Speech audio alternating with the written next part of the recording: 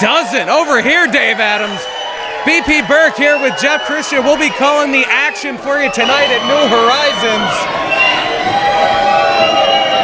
As David Adams gets everybody to like him by giving away shirts.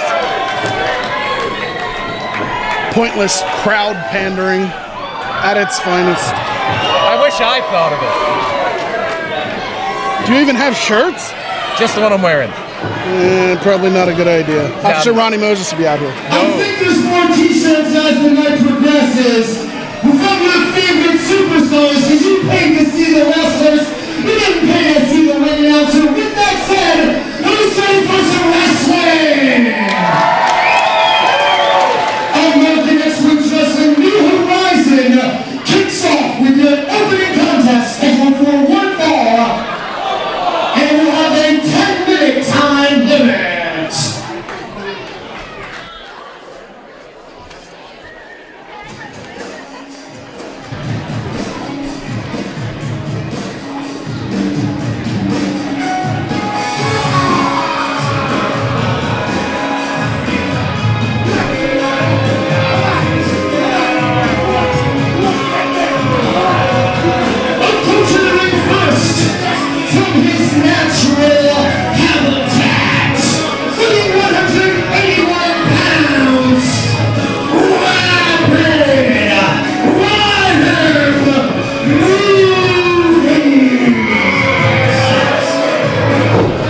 Question for you, Jeff Christian. Are you up to date on your shots?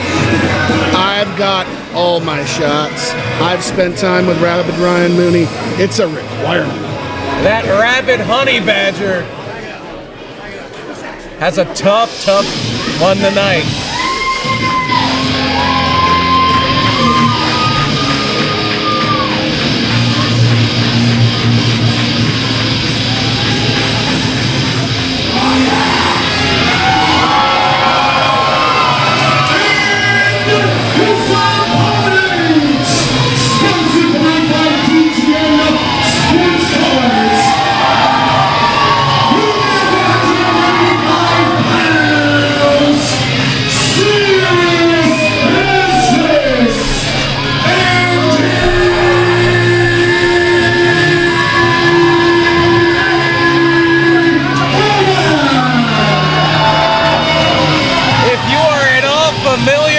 With AXW, this man needs no introduction. Serious business, Andy Header.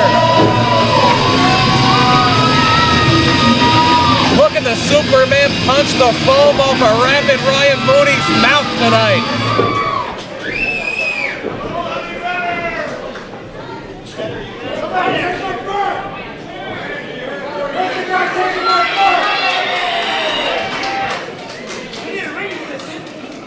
There's no ring attendant.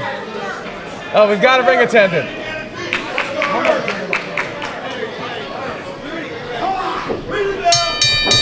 We are underway here at New Horizons. What a start. This is the start. Ryan Mooney and Andy Header. Is Andy Header up on his shots? I hope so. Kinda hope not, to be honest with you. This is a home game for Andy Header. He's a Schuylkill County native. They like to play in the dirt here. That depends on what Ryan Mooney's natural habitat is. He's from his natural habitat. Now, if his natural habitat is here, well, maybe he needs to find a different habitat. I've seen a lot of people that look rabid around here, but I've never seen anybody that looks quite like Ryan Mooney. I've never seen a honey badger. Beautiful arm drag by Andy Header, but a deep pick. Ryan Mooney stayed low, picked the ankle. Into that side headlock. Mooney, you don't see him retreat very often. You don't see him do anything but come forward viciously. Yeah, he paid for it that time, though. Mooney stuffing the arm drag attempt, but Header able to reverse the Irish whip. That rapid honey badger clinging to the top and middle rope.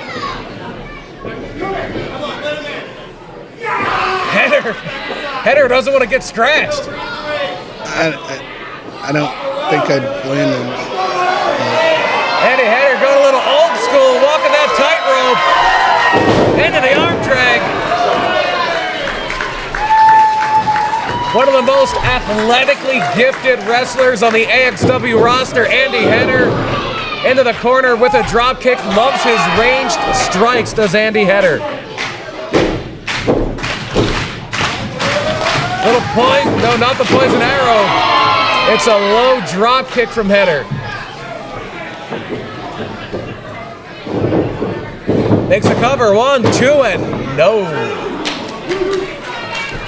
Ryan Mooney, not as familiar to the AXW audience, but a very accomplished wrestler.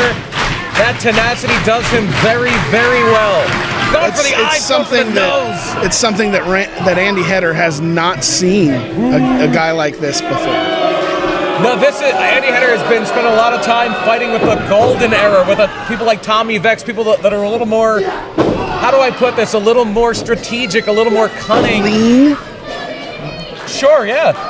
But Ryan Mooney's he's a different kind of mean. He's a different kind of mean. He's going to scratch your eye out. He's going to bite you. He's going to claw it. He's going to go below the belt.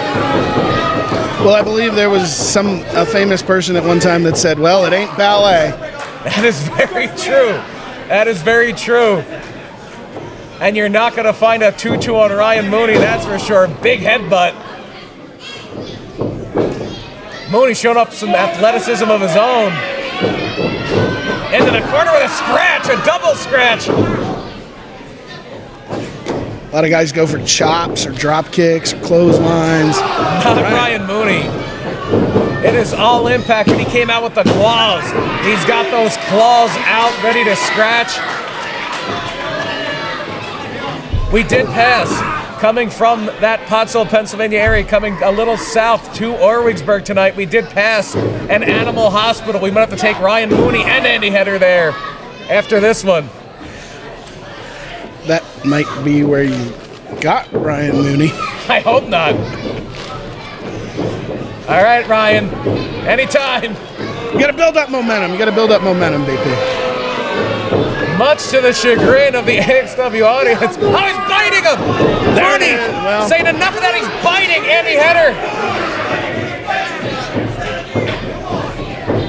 The unorthodox tactics of the rabid honey badger, Ryan Mooney. Not letting Andy Header breathe, now has that chin lock locked in. Referee checked it, said, no, that's perfectly legal. That's perfectly good. The biting, the scratching, not so much, but he knows how to throw on a textbook, perfectly legal chin lock. But Andy Header knows how to escape one, too. Mooney cinching up, more of a vice grip now. Should bite him again. Might be risking disqualification. Might not necessarily need a 5 count to disqualify for a bite. It's only illegal if the ref sees it. The ref's looking right at them. Jawjacker from Ryan Mooney. 5 minutes have gone by. Sunset flip for Header. 1, 2, and only 2. Mooney looking for an abdominal stretch. He can grapple if he wants to. That's beautiful arm placement. But he's got to take the arm off the scratch Header and grab that rope. Look up, ref, look up! It's only illegal if the ref sees it. The ref should be looking at how that top rope is bouncing a little bit, that vibration. Is from Ryan Mooney illegally grabbing it for leverage and doing it one more time here. Come on, ref, look at the rope. It's not doing that by a gust of wind.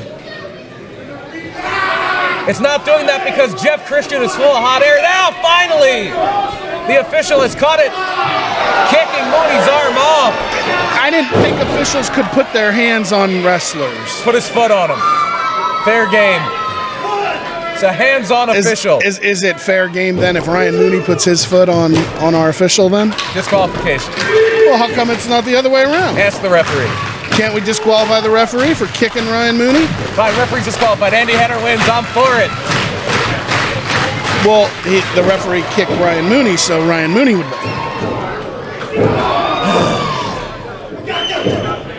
No, you don't. Ryan Mooney says gotcha, but Andy Header able to intercept the strike. Mooney reverses the Irish whip, but Header's the one that delivers the clothesline. I feel like this is all downhill right now for Rabid Ryan Mooney.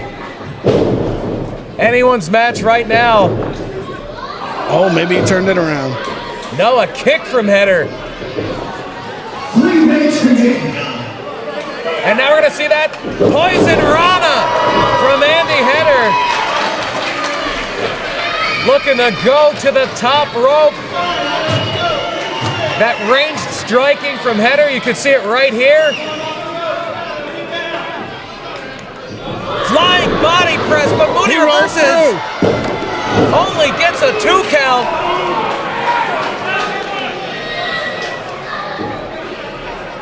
When you corner a wounded animal like Ryan Mooney, he'll do anything he can to get out of it. Especially a honey badger. I didn't see it. What did he do? Planted Ryan Mooney right in the middle of the ring. Andy Header could be looking to end it here. Could be Superman punch time from the comic book enthusiast. Mooney gonna reverse with a backslide though. 1, 2. What a win it would be for Mooney. Only 2 minutes left. Not a Superman punch, but a punch nonetheless. Kryptonite Crunch delivered. Many have fallen to that one. 1, 2, and 3.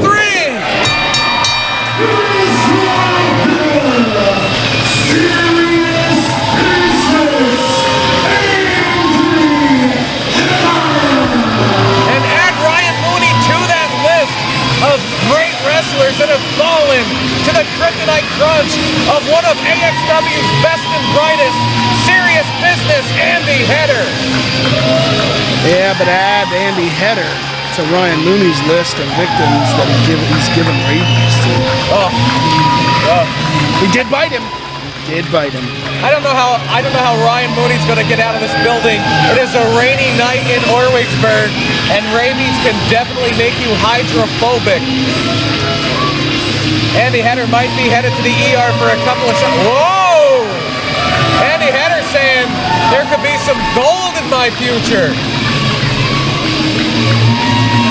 With a win like that, you do move up the ranks. You do move up in contention for that AXW heavyweight title held by Mac Way. Currently held by Mac Way. I gotta be careful saying that one. Yeah, well, at the end of the night, you won't have to worry about that. Good time this evening so far.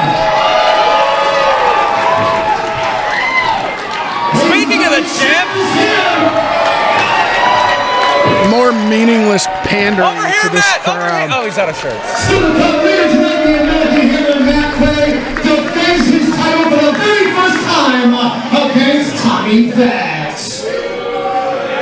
The Vexcellence of Vexecution. Horizon continues with a 6-man tag team contest scheduled for 1 fall.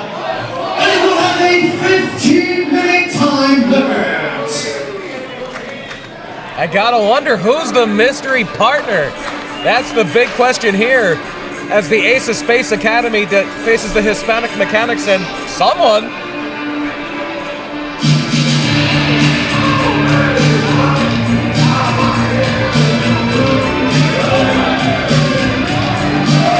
Introducing first the team of the Phoenix GKM.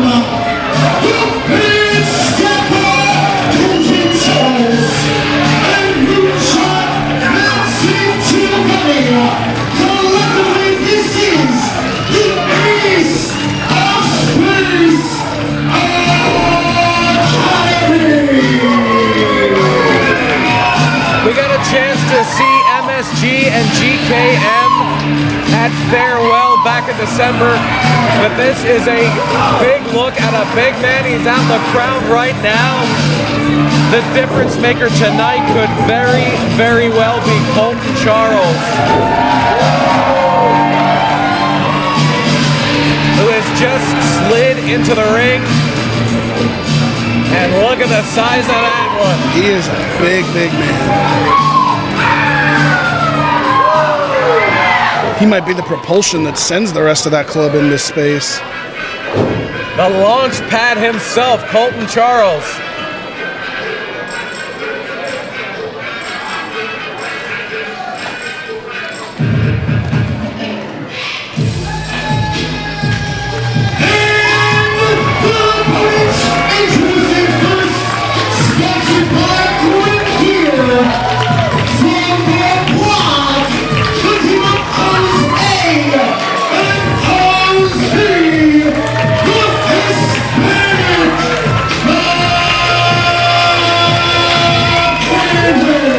Figured it out, PP. I know who the third man is.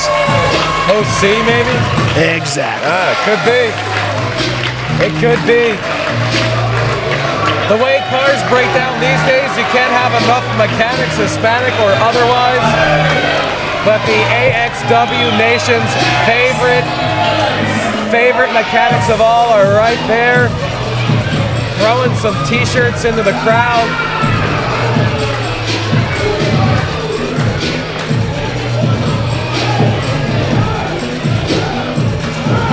Even the Ace of Space Academy's getting into it.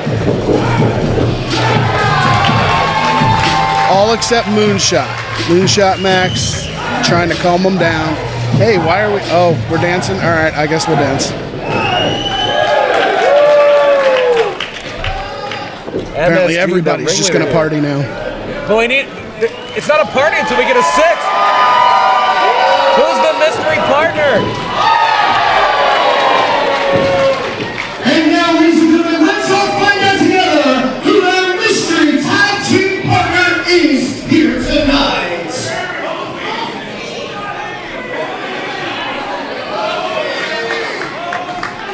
Oh, the tension is palpable, Jeff Christian, palpable. I can feel it in my bones.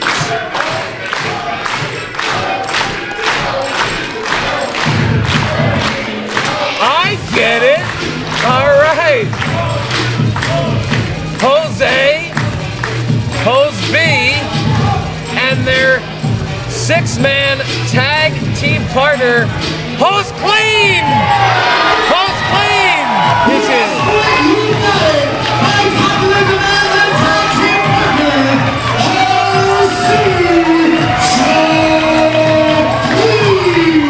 I was right. He was introduced as OC. OC. Maybe it was Hose Clean, but OC. My sources are never wrong, baby.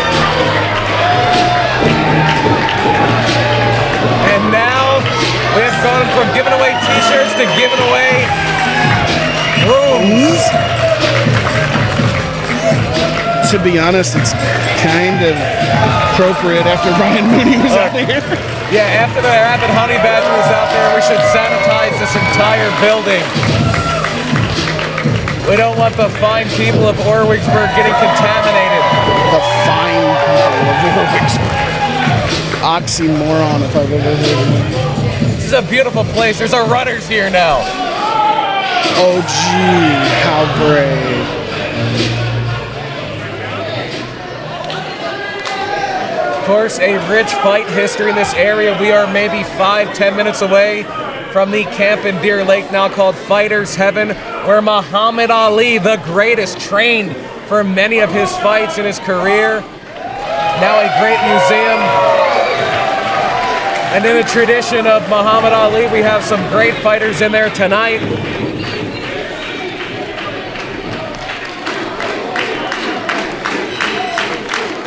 Joe Clean, looking to make sure that that sacred mat, that sacred AXW ring is spotless.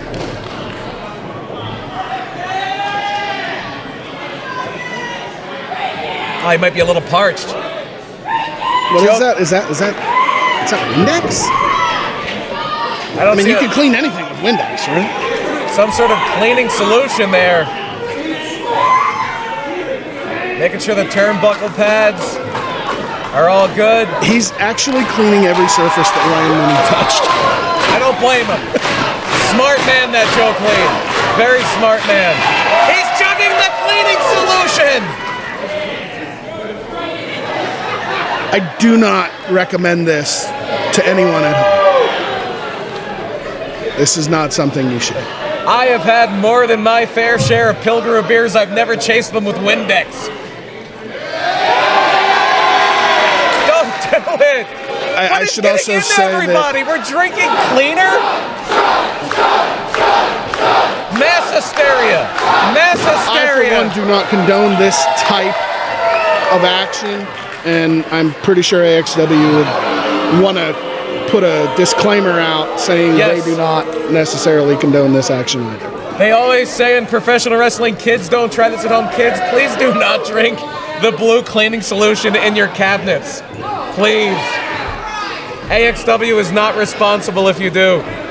Moonshot Max St. Giovanni just took a sip and it was disgusting according to his reaction.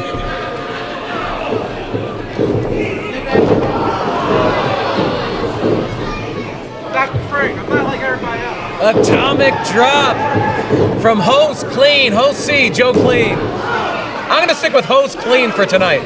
I actually think that's appropriate. I'm not gonna say no to that. That makes sense. Host Clean going low to MSG.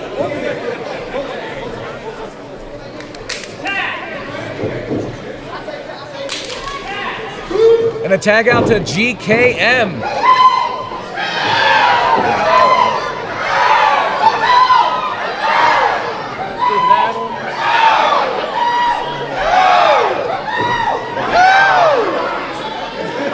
What is this? We're flying away. Everybody's. I've heard of a chicken fight, but these are like flighted birds, not flightless birds. It's just a face first face. It's really odd. I know it seems odd to you, Jeff Christian, to see some people having a little fun in there, but that's exactly what this is. Wrestling shouldn't always be about fun. It should be about winning. It should be about what a Hall of Fame wrestler once said. It's all about checks and championships. The Hispanic Mechanics on a bit of a winning streak. A win here, they could be in contention for those AXW Tag Team Championships currently held by the Golden Era. And we got a dance going. Oh, and GKM hits the MAT. Courtesy of Hose B. There's a lot of letters in this match. There are. It's an alphabet soup of a trios match right now. As GKM eats a suplex. He did make the tag before that, though. Great resourcefulness. You're going to see a lot of chemistry on both sides here. I'm a little concerned about how Joe Clean, Host Clean, works with the Hispanic Mechanics. But the Ace of Space Academy is a cohesive unit. A well-oiled machine. LSG has these three in tip-top condition, great shape. This is going to turn into a dance-off, isn't it? I believe it is. Colton Charles having a little fun with his opponent. But I think you're right, Jeff Christian. I think you're right. At some point, that fun's going to stop. That fun's going to stop.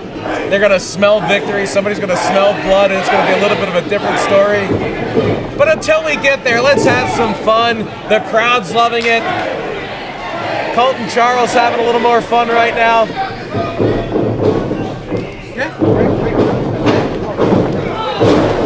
Big body press.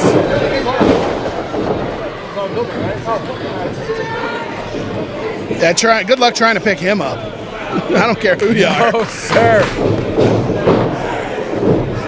And AC, I think there's a little more mocking on it now. I think there's a little more mocking on that dance from Colton Charles than there was before. But a big scoop and a slam from Hose B. Yeah, that's definitely mocking. But like I said, should not always be fun.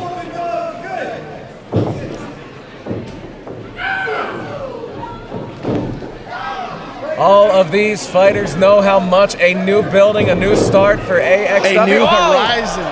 A new horizon, yes. Well put, Jeff Christian. How much a victory in this one is going to mean.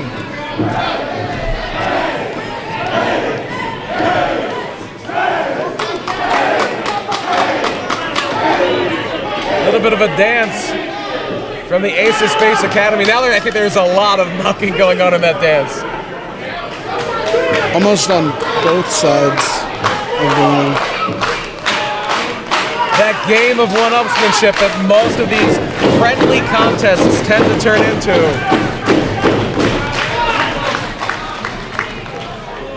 Colton Charles getting a little impatient, gonna bring Hoseby back in on his own. Does not want to win this one by count out. Wants a finish right there in the ring on 1, 2, 3.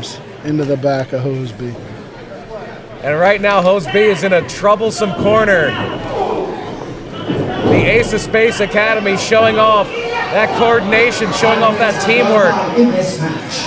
You can only build teamwork like this, training together day in, day out. That's exactly what they do.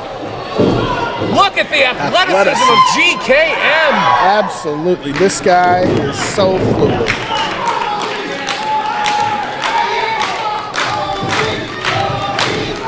AXW Nation trying to get Hoseby back into this. He has been taking the brunt of the punishment so far.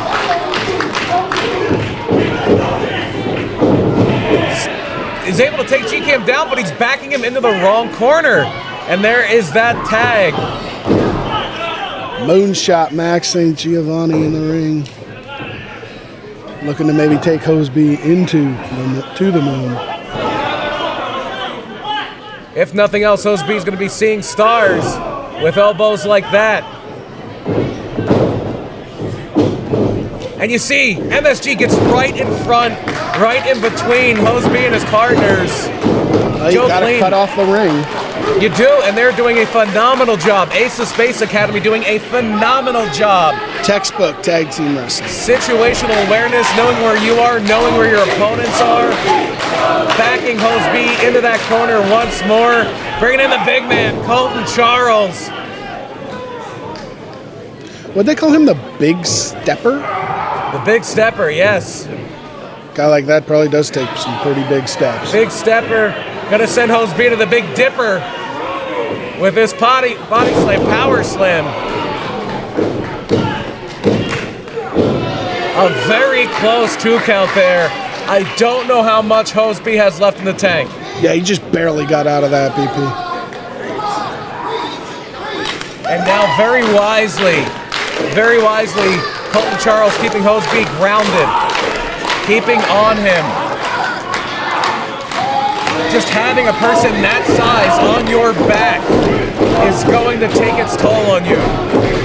Not to mention everything else Hoseby's already been through. Rolling into a pinning combination. Hoseby kicks out, but kicks out back toward the center, not toward his corner.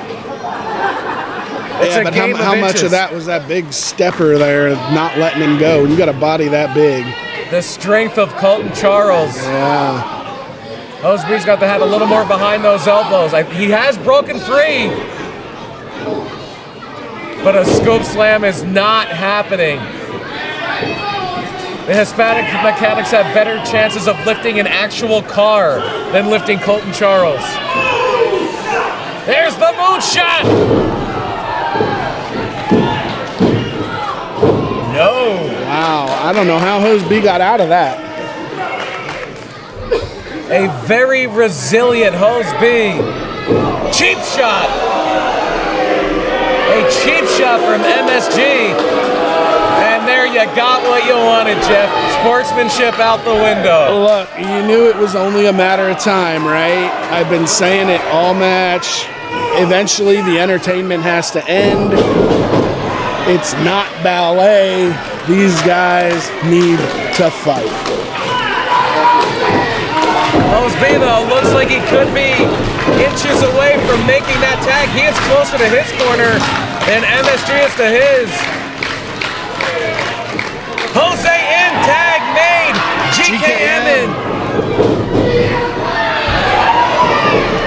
Jose with the Polish hammers.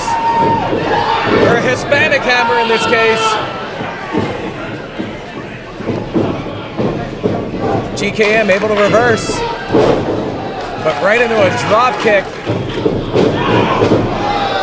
Joe Clean just barely got out of the way there. Colton Charles had nothing but turnbuckle, or post rather. There's that TKO from Jose. 1, 2, and moonshot breaking it up. Had to do a moonshot over the apron to get in time to break that one up.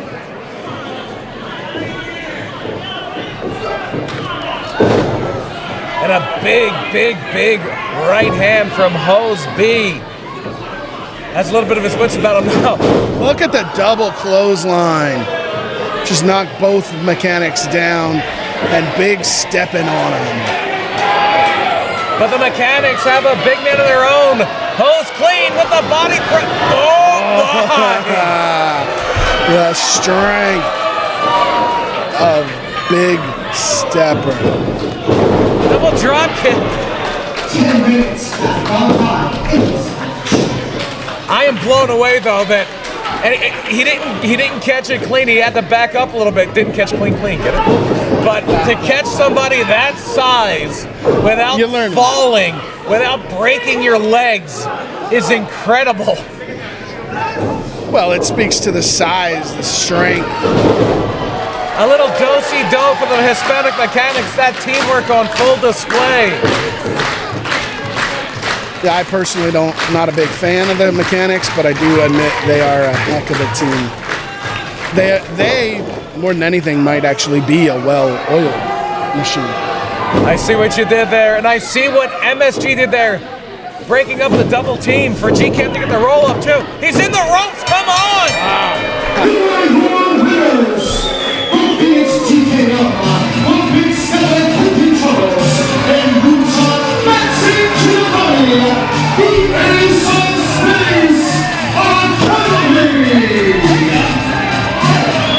Sometimes, BP, you do whatever you need to do to get a win.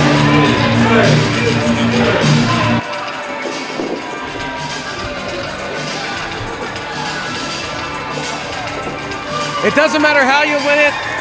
If you win it, I know I take the words right out of your mouth there, Jeff Christian. Not the way we thought this would go, a friendly display of sportsmanship. But the Ace of Space Academy are your winners.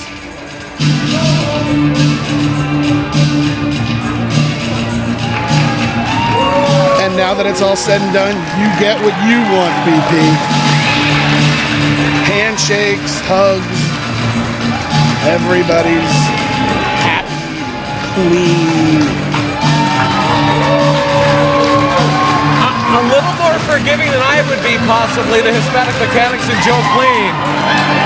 Well, maybe when they go back and look at it again and see the finish, they might say, oh, wait a second. But then again, double teaming is part of it. They could say, you know, you didn't hit us with a pipe, you didn't hit us with a foreign object of some sort, an international object, as a man once said. An extra planar object there from the Ace of Space Academy. You didn't hit us with an interstellar object. But regardless of how you think it went down, what is undeniable, Ace of Space Academy with a big win. Of course, later tonight, LSG is going to want to see if he can keep that going. Orwigsburg, having a good time so far. Ladies and gentlemen, to be here, a new town, same great talent. It's a new horizon as the action continues. With our next contest, it will have a 10-minute time limit. Let's see.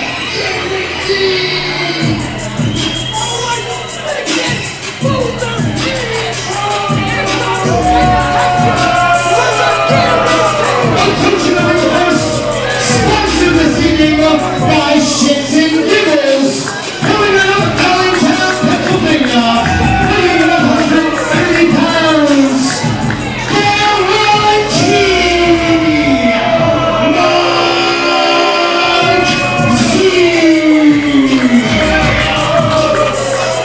And with a nickname like Guarantee, I've got to imagine Mike Z not lacking in confidence tonight.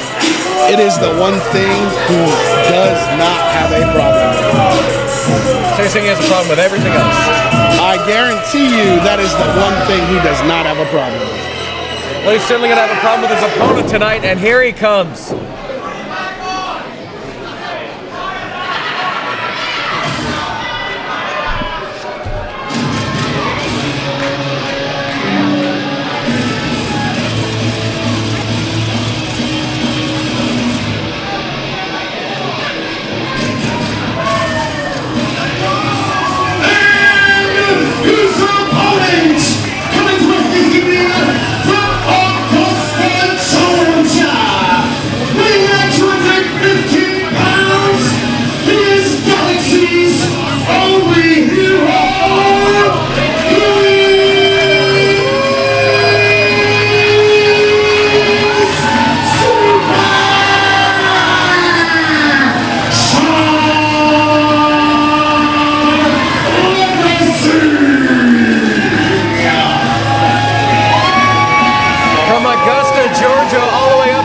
Orwigsburg, Pennsylvania, the Galaxy's only hero, Sean Legacy,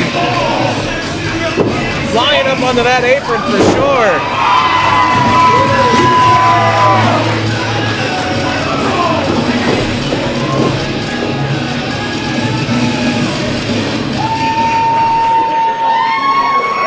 What do we get a feeling that Sean Legacy and Andy Header would get along really well? I could see that connection, yeah. I also feel like Legacy and the Ace of Space Academy might have a lot in common. Yeah. Taking flight.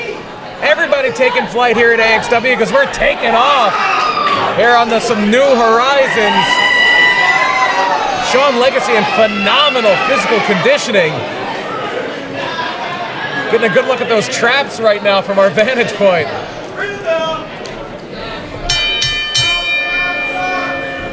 You can see Mike Z saying, I got some muscles too.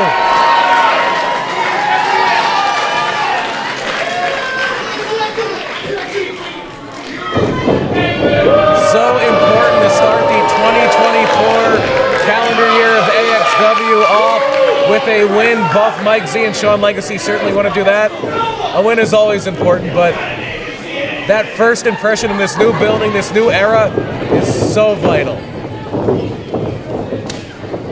There you see some fervent grappling there. A good wrist control. I hate to say it. Very inventive, though, from Mike Z, bringing the elbow in to bring it up, but Legacy quickly out.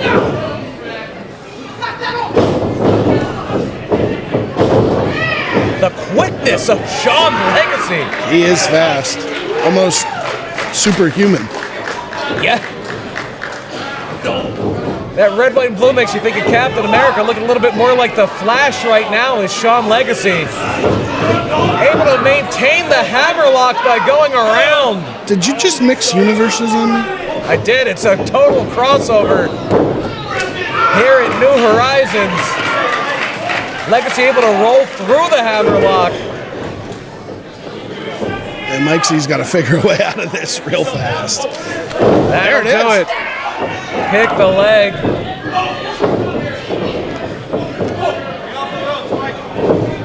Mike Z not stepping back a second, staying on it. But a big shoulder tackle from Sean Legacy.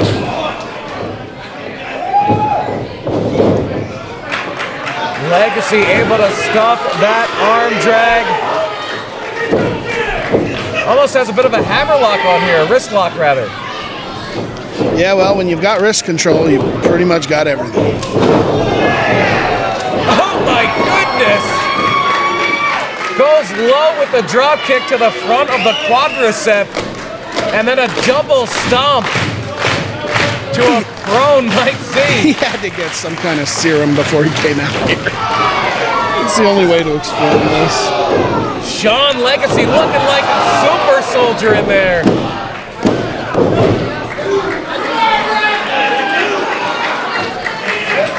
A super soldier, yeah. He might just end up being just one of the boys. I don't think there is anything typical, anything run-of-the-mill about Sean Legacy.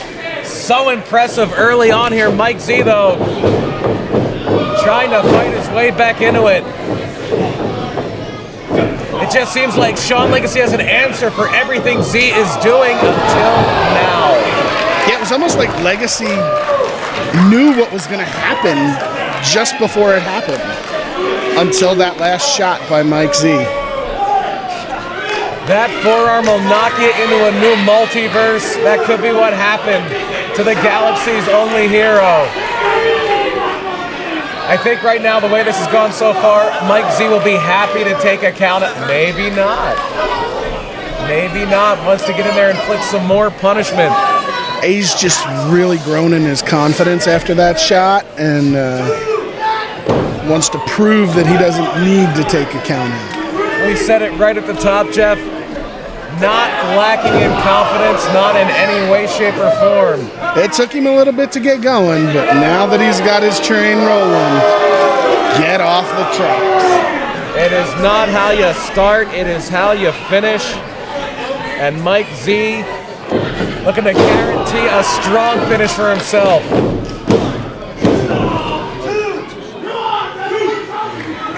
Unable to secure the 3 count there, though. And if you notice, ever since Mike Z was able to slow it down, Sean Legacy's struggled. Momentum is a very real thing, and sometimes if you can just stop that momentum on somebody, like they can that? just like that, you're able to get it. They're never able to get it back. And Legacy was trying to build the momentum and then just ate a right hand. Mike Z now just keeping that pace nice and slow. Maybe doing a little too much, worrying about the crowd.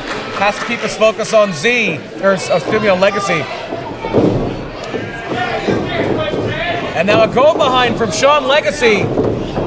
Rolling through into the O'Connor roll, but just a 2 count.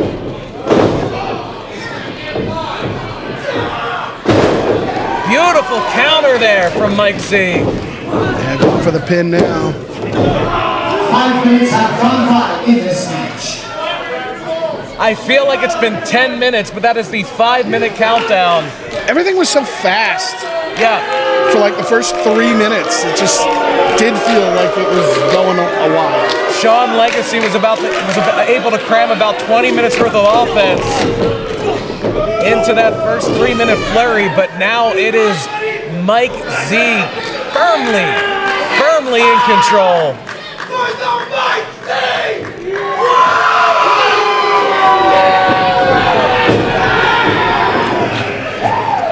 Has to worry a little bit less about that crowd, a little more about Sean Legacy. You're not fighting AXW Nation, you're fighting their hero. And he is driving you in with a Captain Falcon arrow and a jawbreaker. Round and round he goes. I don't know the Augusta, Georgia zip code, but whatever it was, there's that right, the cutter, the sky cutter. 1, 2, no! He kicked out. Unbelievable Mike kick Z out. kicked out at the last second. I thought for sure that one was over. I thought that was an inevitable 3, pardon the pun, which was very intended.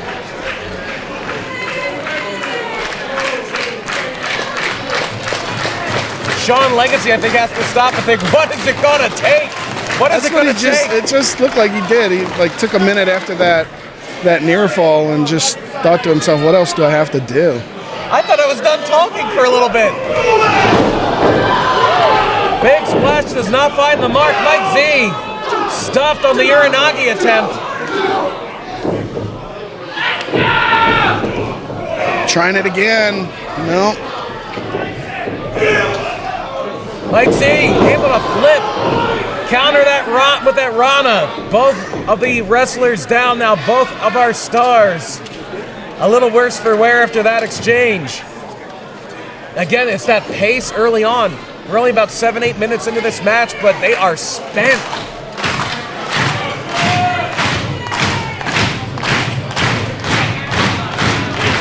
fans are clapping and stomping their feet, and it worked for Mike Z. It got him back up. And down he goes. Up in a rack is Mike Z. Driven down. That could be the end of the universe. Yes!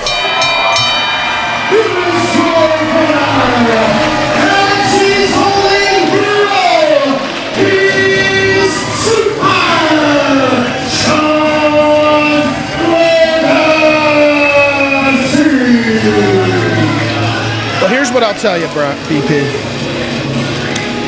That's not the last you'll see of Mike Z. I hope not. Great. I guarantee. Well put, well put. I wouldn't mind seeing him again. Big effort from Mike Z, but it is Sean Legacy with, even you have to admit, an impressive performance here at New Horizons. I'll admit, the guy worked a heck of a match. Whether he's from this planet, whether he's got some science in his blood, whatever it is, that's a heck of a wrestler. Only the best here in AXW. Enjoy AXW New Horizon! Because the action's about to get even hotter right now. Within AXW Women's Division, three-way dance. And we'll have a 15-minute time limit. Your referee, Stephen Z.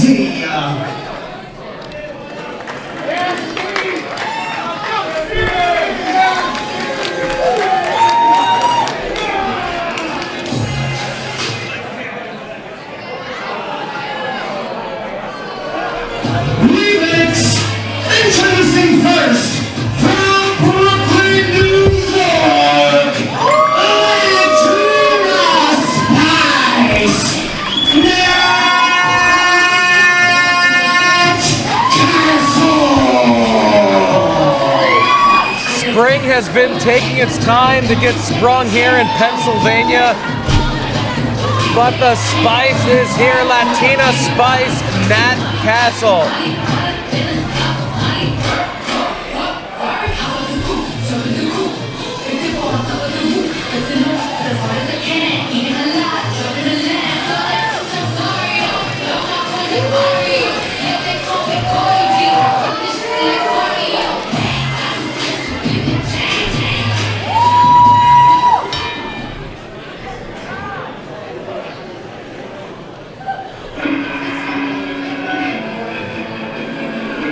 Here comes no stranger to AXW.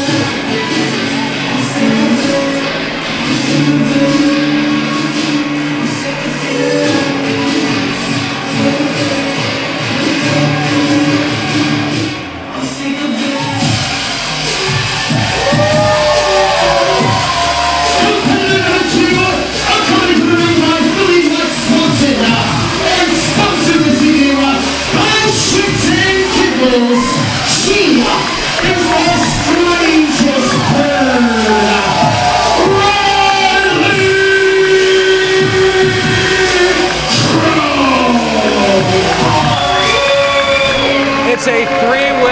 It's a three-way contest, but there's going to be 4 people involved in this match, I guarantee it. Philly Mike Swanson not here to spectate. You heard it here first. He's just here to support his girl, the strangest bird. Support his girl, trip another girl, push another one out of the ring. Who knows what he's gonna do? Look, I'm gonna shoot on you for a minute if you don't mind me using the term. One thing I think you know about me is that I own 4 birds. That's true. All 4 of them are very strange. None of them as strange as Riley. Not that I own her. I don't want to get Mike Swanson mad at me. We're good friends. I'd like to keep it that way. Westchester, Pennsylvania, and sponsor this evening from the Sunset Group Wrestling Podcast, Notorious Ring.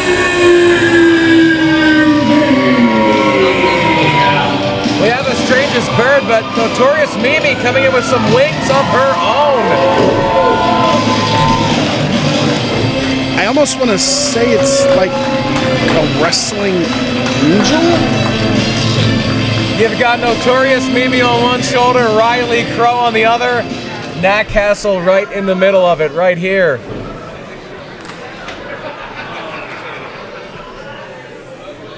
A wealth of experience there. The experience edge in the corner of Mimi and Riley Crow. Nat Castle, a little bit more of an up-and-comer, but learning the right way all the way up in Long Island at Create-A Pro, one of the greatest institutions.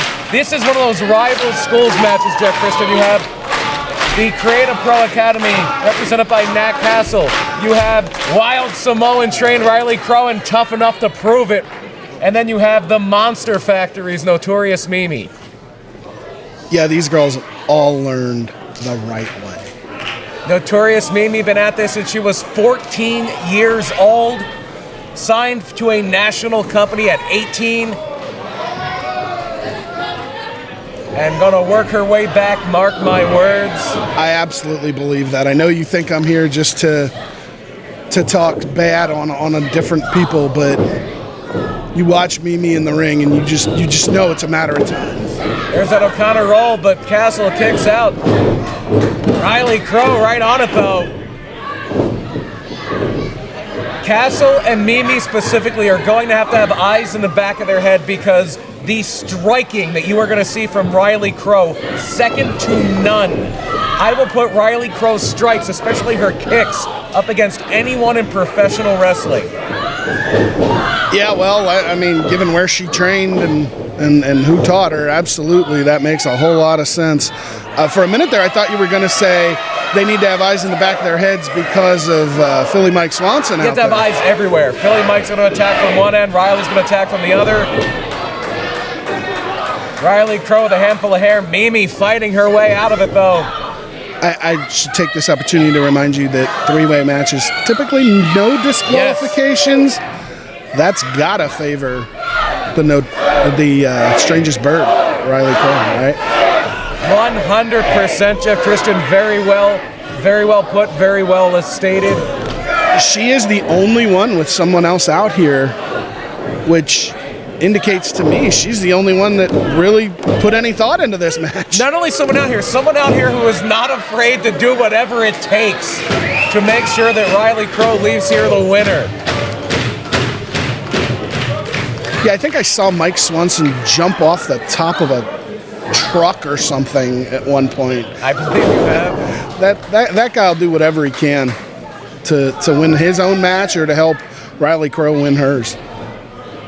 Right now, Mike Swanson, just the observer. It's all about the action in the ring, all about these three very talented competitors. You see Nat Castle flooring Notorious Mimi with a forearm, now sending Riley Crow in with a hip attack. Riley Crow uses that maneuver herself very often. Yeah, she got a little extra momentum there from Nat Castle. Pushing Riley right into it. You got it better than I did, that momentum, exactly. Yeah. And now a tenuous alliance about to break. Notorious Mimi taking advantage of just that look away. Yeah, it was almost like Riley and Nat were trying to figure out, okay, what do we do next? And they couldn't really make a decision, and Mimi took advantage of it. I think they were looking and said, okay, do I screw you yet, or do I go after Mimi still? Riley Crow a little tied up on the ropes. Notorious Mimi, gotta help her out. Philly Mike right over there to direct traffic. I think he's saying just let them go a little bit. If he is, that's a wise bit of coaching from Philly Mike Swanson. Well, yeah, but he's also got to make sure she pays attention to those near falls in the ring. 100%. But I think we're a little far away from either of these two going down. Look at Nat Castle just standing, and Riley Crow coming right back up. But Nat Castle just standing on the back. That's one of those things you don't think about when you look at her size. You don't think she's much of a threat until she does something like that with all her body weight. In a grappling-based event like professional wrestling, sometimes that low center of gravity is going to help. Watch how low Nat Castle can get the hip on those suplexes. If you can drop your hips, they banned it in the NFL. They banned the hip drop tackle because if you can drop those hips lower than your opponent, you're going to have control of where they go. You know, speaking of the NFL, every time so far you've said Nat Castle, I've Not connected. Nat Castle. Yeah, I've connected with that, and I keep having to correct myself. Big flying body press from Notorious Mimi takes out both opponents. Trying to get the crowd to rally behind Mimi, but how much has been taken out of her from all the double teams by Castle and Crow.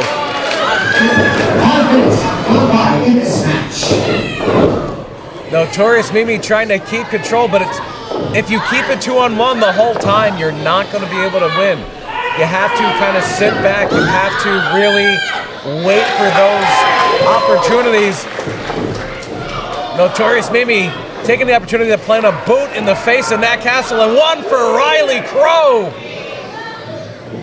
I think the only reason Riley Crow stayed up is because she fell into the ropes.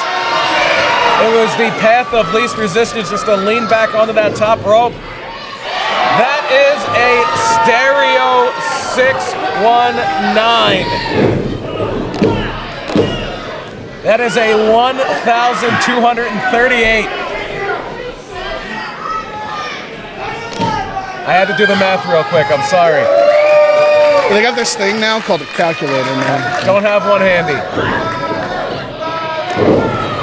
Riley Crow had a foot handy and used it to throw Notorious Mimi to the mat.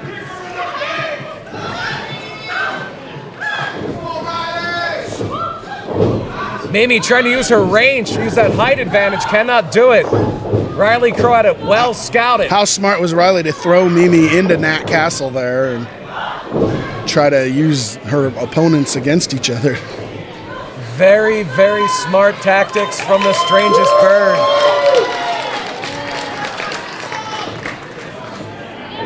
And now it looks like Nat Castle looking for that tornado DDT. Oh. Planning.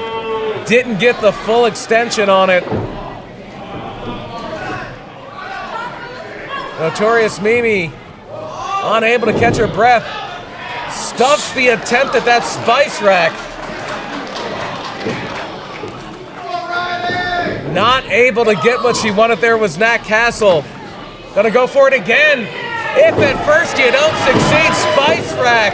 Yeah, Riley from Nat Crow was Castle. right there. Riley Crow was right there to break it up, though. She just sat there, biding her time, waiting for something to happen that she could make sure she had an advantage on. So far, I agree with you 100%, Jeff Christian. Samoan drop. We talked about Riley Crow being a product of the Wild Samoan Training Academy. There you see it. And she has been a ring general in there so far. I've talked about her kicks earlier. So far, the strongest weapon that Riley Crow has had has been her mind. She is outthinking her opponents and delivers a Northern Light suplex to Notorious Mimi. Look at that sitting front face lock. I guess you call it a chancery. Yeah. Front chancery there. But Nat Castle there to break it up. That's how these three-ways get tricky. That's those eyes in the back of the head. Nat Castle down with that downward spiral, driving Crow into the mat. It's to that point, though, where if you can incapacitate one opponent, you can capitalize on the other, try to put them both away really quickly.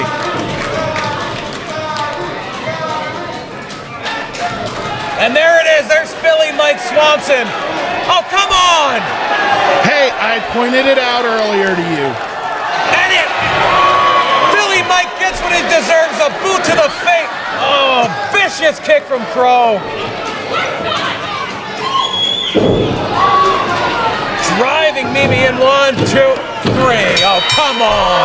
I told you. Despicable. The strangest bird, Riley Crow.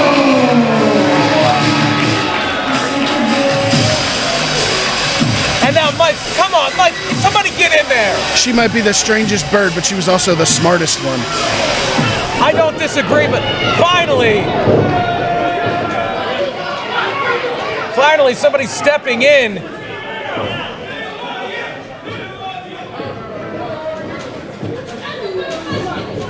Philly Mike Swanson trying to add insult to injury to insult to Notorious Mimi. I'm joined by the Notorious Mimi on a challenging matchup, but it looks like you got some backup. What's next? Well, I guess Riley forgot to mention that it was Bring Your Man to Work night. But if we want to play like that, I'll bring mine. It's me and Travis Jacobs against you and Philly Mike next show at AXW. I don't know if Riley Crow, Philly Mike want that. I don't see them declining. Philly Mike not one to pick on somebody his own size. He's let alone also somebody a not one little to bigger walk like away. Travis Jacobs. He's also not one to walk away from a fight either. I'll give him that. You're right. You're right. He likes to do his fighting by sneaking up behind someone like he did to Nat Castle, like he tried to do to Notorious Mimi. Luckily, Travis Jacobs there to break it up. And it looks like, by the sounds of it, on April 27th, Honor Autism Acceptance, it will be Philly Mike and Riley Crow against the Notorious Mimi and Travis Jacobs in mixed tag team action. If I were going to be on commentary, I would be headed to AXWTix.com right now to buy them for that one. Will we see that match April the 27th? Will we see Philly Mike Swanson and Riley Crow versus Travis Jacobs and Notorious Mimi? The wrestlers do not make the matches, the commissioner does. And I've heard grumblings that we will possibly tonight announce a new AXW commissioner. That as the night progresses, keep that in the back of your minds. But right now it's time for more New Horizon. Who wants more wrestling? I'll tell you one thing, BP. As it relates to Travis Jacobs, the bigger they are, the harder they fall. But they don't fall so often.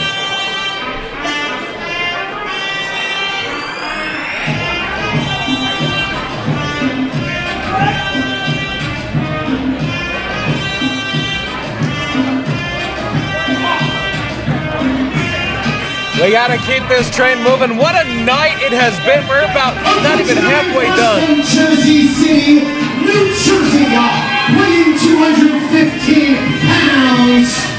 Big Flex Jay Haru.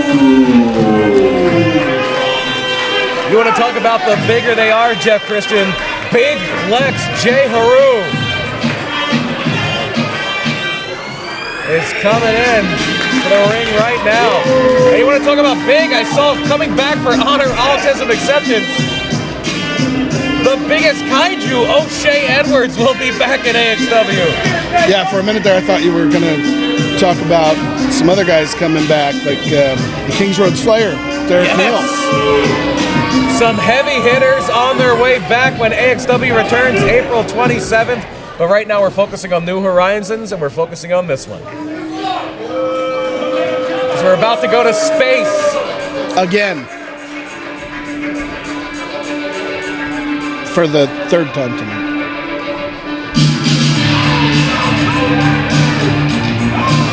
And his opponent, coming to the ring body, Ace of Space Academy. From Sector 732. Ace of Space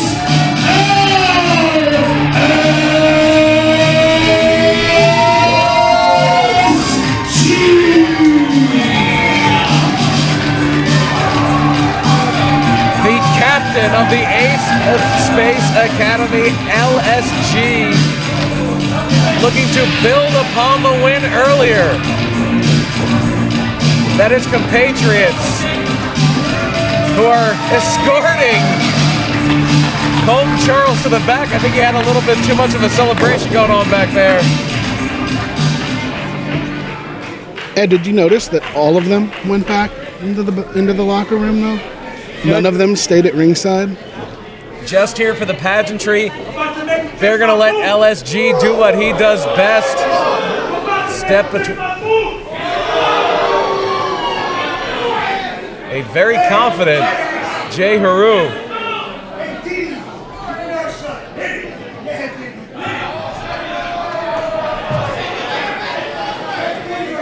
So I suppose you're going to say it was a bad move to have the Ace of Space Academy not at ringside to potentially meddle in the affairs of this contest. Yeah, absolutely. Riley Crow kept Philly Mike at ringside, and look how it benefited her. That's true, yeah. It does help you win if you cheat. You're exactly right. I never said anything about cheating. There was no cheating in that match. There was no disqualification.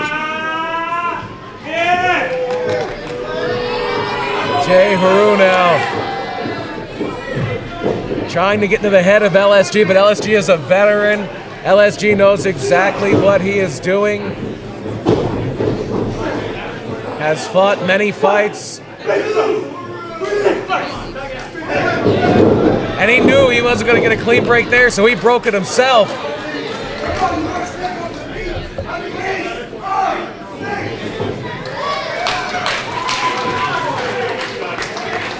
That feeling out process, all so important. LSG, a veteran, knows he doesn't want to make the first mistake. Jay Haru, in that same boat, the first mistake is usually the person who loses.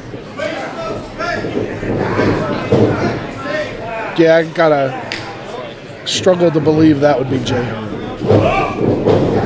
Jay Haru into the ropes, but there's that power. That raw strength. Strength versus athleticism here. This is what it's all about. It almost feels like another match where things could happen so quickly that you had only 5 minutes go by. Both of these two also have that knockout power. They can end this thing in one move, one strike. It's not going to take a lot to put somebody down. As the Ace of Space with the Manhattan drop. Elevating a certain part of Jay Haru's anatomy a little bit higher into the body. Yeah, that's never a good feeling. Oh, no.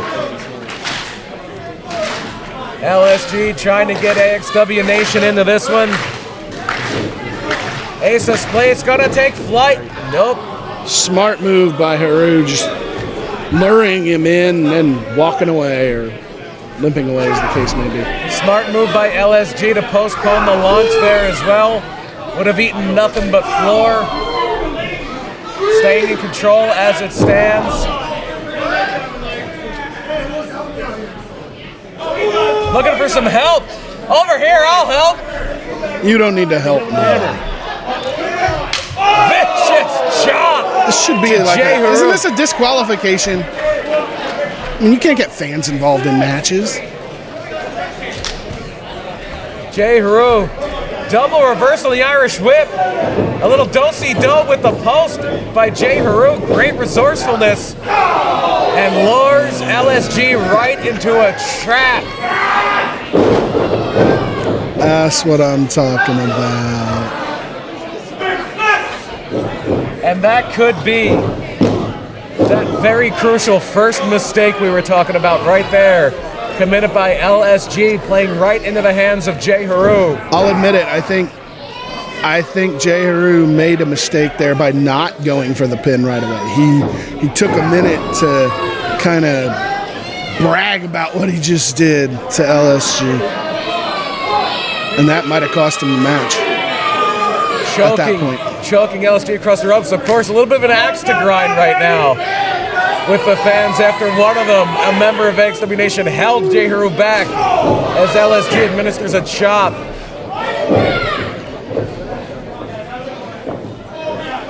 Jay Haru now with a big forearm.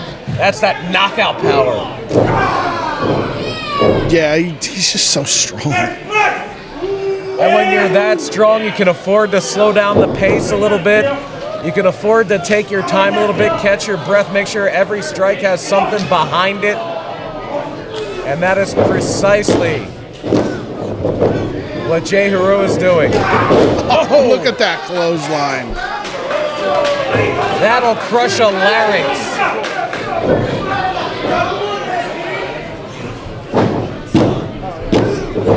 But only a two for Jay Haru. LSG just a little too tough. Hasn't had the sterling career, the success he has had by being an easy out. Jay Haru now just smashing the hamstring across the apron. 5 minutes have gone by in this match. There is that 5-minute countdown.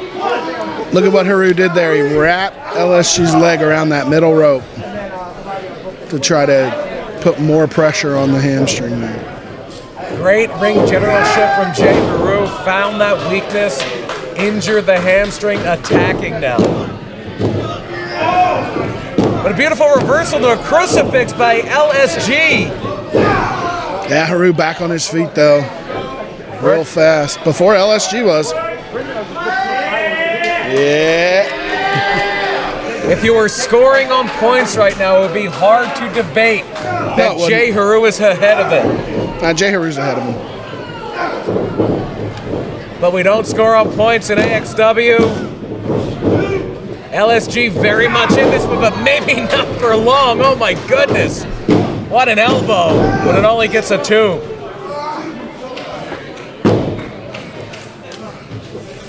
Yeah, slowing it down is Jay Haru just again.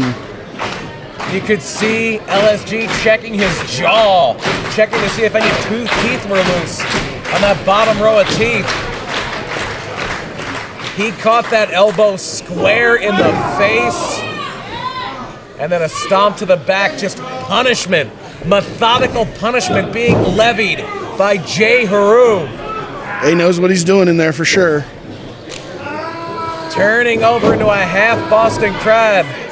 And that's got to put some other pressure on that hammy too, right? Yeah, the angle you can take when you only do the half crab, you can take an angle and sit right over that area you want to apply maximum pressure on. That's why you don't grab both legs. And that's exactly what Haru's doing here. And just holds on for the 4. Well timed. Doesn't want to risk disqualification, but wants to inflict maximum punishment. Yeah, a lot of my friends would say, "Oh, I have until the count of 5," and I try to tell them, no, you have until the count of 4. At 5, the referee could choose to end the match. Yes, that's referee's discretion. Sometimes they'll just say break it up, but a lot of times they have their discretion. They have that right to disqualify right at 5. And that's why Haru broke at 4. But he never looked at the referee and said anything either. He knew exactly what he was doing. Talk about a ring general. 2 very intelligent fighters. I tell you, if Jay Haru connects with one of those punches, LSG's going out. There is some nastiness behind those punches. Yeah, he was swinging pretty wild there, wasn't he? Some bolos for the fences, but only LSG connects with some chops. Pulling down that elbow pad, taking it off, excuse me. 2 minutes remain now. 2 minutes remain with that 10-minute time limit. You can't take your time too much, and you can see them kicking it into overdrive now. No one wants to walk out of here with a draw.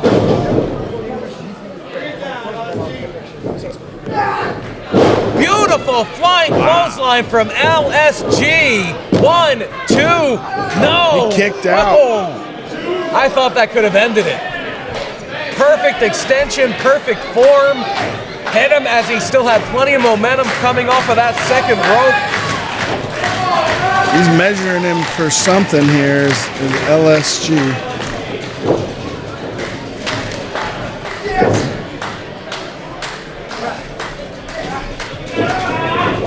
You saw there Jay Haru lowering his center of gravity so LSG couldn't get that vertical suplex. 1 minute!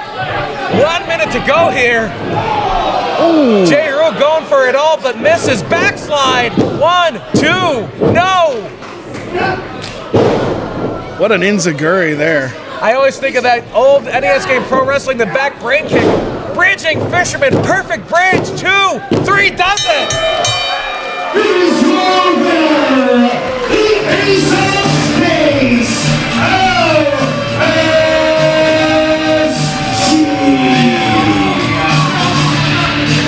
That could have went either way. That was anyone's fight, came down to the wire. And I think the difference there, if you saw that perfect extension, the extension that LSG had on that bridge was what really sealed the deal. Yeah, can we get those guys in a rematch? It could go a completely different way if we did. Absolutely. They wrestle 100 times. One guy wins 52. One guy wins 48. And there's the show of respect, well deserved from LSG. Jay Haru left it all in the ring. And we're going to get a word with the Ace of Space. By LSG, congratulations on the win. I want to know what's next for the Ace of Space. For those who know me, you know I have traveled the globe, coast to coast. AXW is the future of independent wrestling. Thank you for being here. Yeah. I have one more line. I want the big, I want the bad, Kaiju. O'Shea Edwards. Did he just call out O'Shea Next Edwards? one, I honor right here, you and me for the very first time. The Ace of Space was the big bad Kaiju. Leon St. Giovanni. If we do indeed have a new commissioner, can I make a suggestion, please? Give LSG what he wants. Give that man what he wants. I would beg the commissioner to not make that match. You do not want an LSG-sized stain in that ring. I think you gotta give the Ace of Space a little bit more credit than that. Oh, I'm giving him plenty of credit. But have you seen O'Shea Edwards? I have, but I just saw exactly. And it is time to start the second half. May I all please direct your attention to the screen at the bleachers for a very important announcement.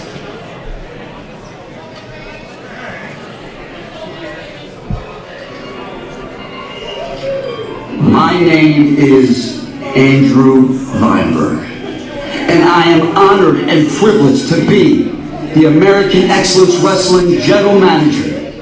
That's right, folks. Andrew Weinberg has been viewing videos on YouTube and everywhere for months, looking for the best talent, the best company with the future stars, and there is no place better than AXW.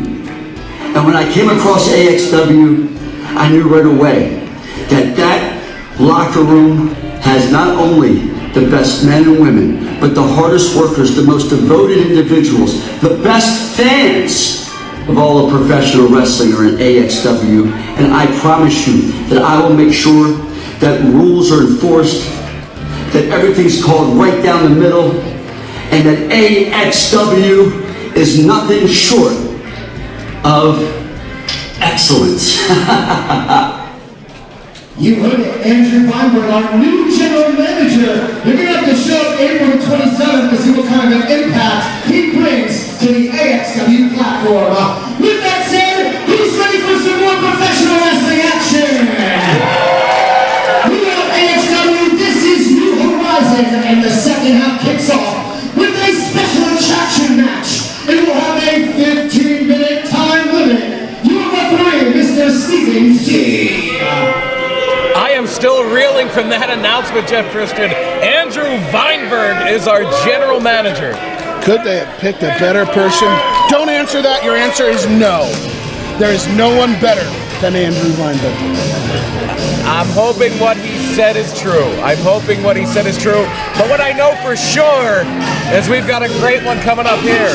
First, from the sweetest place on earth, Hershey, Pennsylvania, weighing 195 pounds, Tony Deppen.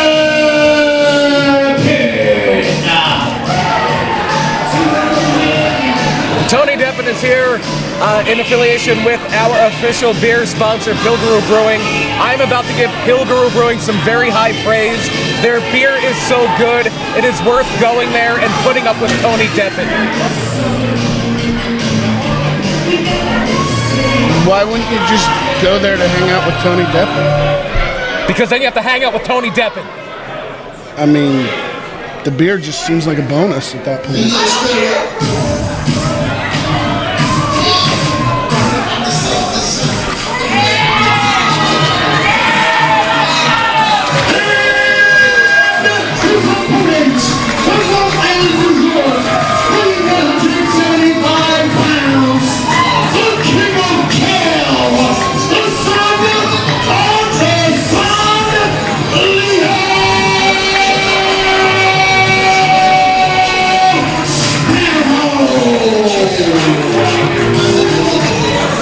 And Leo Sparrow has gone on the record that once he defeats Tony Deppen, his words, not mine, that Pilgrim Brewing will have to brew a Kale Ale in his honor. Perhaps an India Kale Ale or an American Kale Ale. That sounds like a lost money opportunity for Pilgrim. But this is a golden opportunity for Leo Sparrow facing one of the best, one of the most gifted technicians in professional wrestling today, Tony Deppen.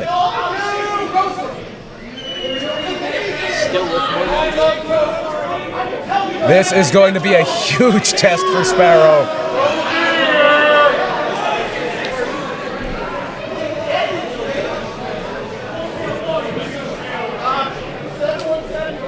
Why's he got to throw kale in everybody's face? He's promoting veganism. He's promoting a healthy, leafy vegetable. I've had kale.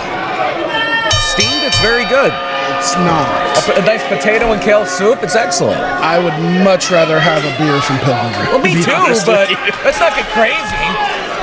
Let's not go nuts on this.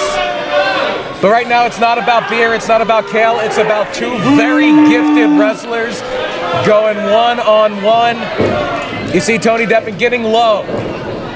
Getting low. You can say whatever you want about how he interacts with the fans, how he interacts just in general, but that is a dangerous, dangerous wrestler in there, backing Leo Sparrow into the corner.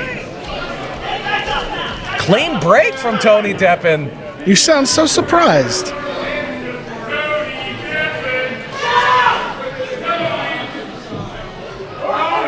Tony Deppen even antagonistic to his fans.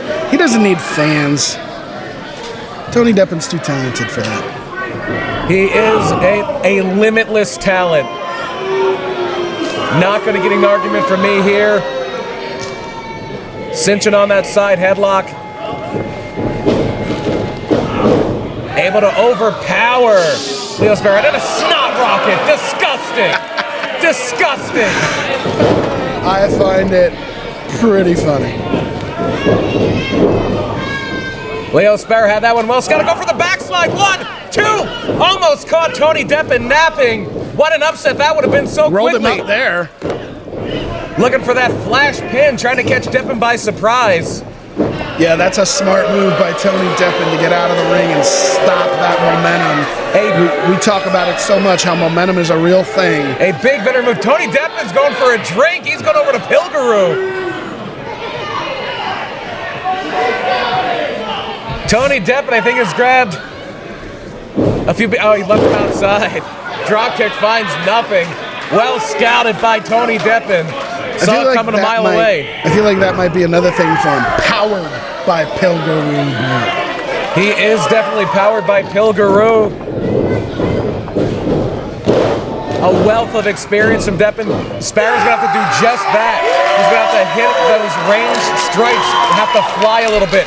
We saw him fly off the bleachers of the Hamburg Fieldhouse in December. That fearlessness, that's exactly what it's going to take. It is going to take exactly that. To have even a small chance against somebody as talented as Tony Deppen. Well, let me ask you this. Are there many matches you've seen Deppen in where he's been the guy with the more strength? I've seen him have the technique advantage in almost every match, but he is fearless. He will go against anybody. It doesn't matter if they're 7 feet tall, 300 plus pounds. Deppen takes on all comers. Sparrow. Or Leo Sparrow. Leo Sparrow is a very accomplished competitor, the champion of the earth. And right now, Deppen with a vicious forearm. But you've got to admit that Deppen not only with the technique advantage in this match, but also the power. You're absolutely right, Jeff. Which is something he doesn't often have, right? Tony Deppen is stronger than he looks. I have seen him in Pilgrim carrying kegs around, carrying cases and cases of beer around.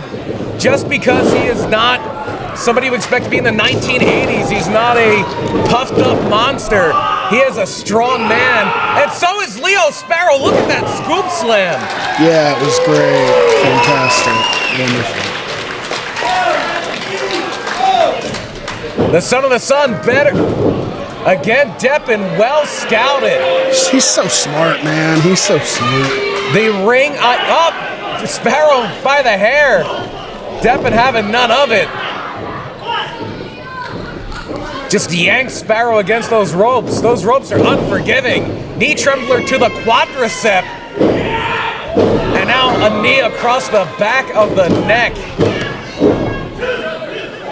Tony Deppen. Firing kicks. Just systematically picking apart Leo Sparrow right now. A choke against the ropes. Boy, he needed to be careful there. Risking disqualification, but it's worth it for Deppen to inflict punishment. Just a kick to the head. Elbow, you could feel that elbow back here. Made the floor vibrate. Elbow across the throat, telling the crowd to move. 5 minutes have gone by. We're go. Leo Sparrow taking a seat, taking a chop from Tony Deppen. Did you feel the chop, BP? Reverberating throughout Orwigsburg. Deppen misses, now it's his turn. A little taste of his own medicine from Leo Sparrow was going to work on Deppen. Deppen into the second row. They could be coming over here, Jeff. I've got a beer for him, it's okay. I'm sticking the Diet Coke. I'm working right now.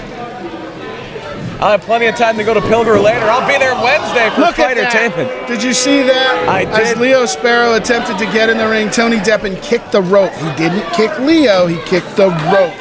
The rope happened to go and recenter some of Leo's anatomy. The very resourceful Tony Deppen, he can take those creative tactics, I'll put it your way, creative tactics, and then mix it with this master class in grappling, a modification of a seated abdominal stretch. Follows up with a double stomp, which is just nasty. Just nasty. It's not just that Tony Deppen is a gifted grappler. He knows how to apply holds. He's nasty. You could almost feel the energy in the room change when he hit that stomp. That was the wind coming out of Leo Sparrow's sails. That's what you felt right there.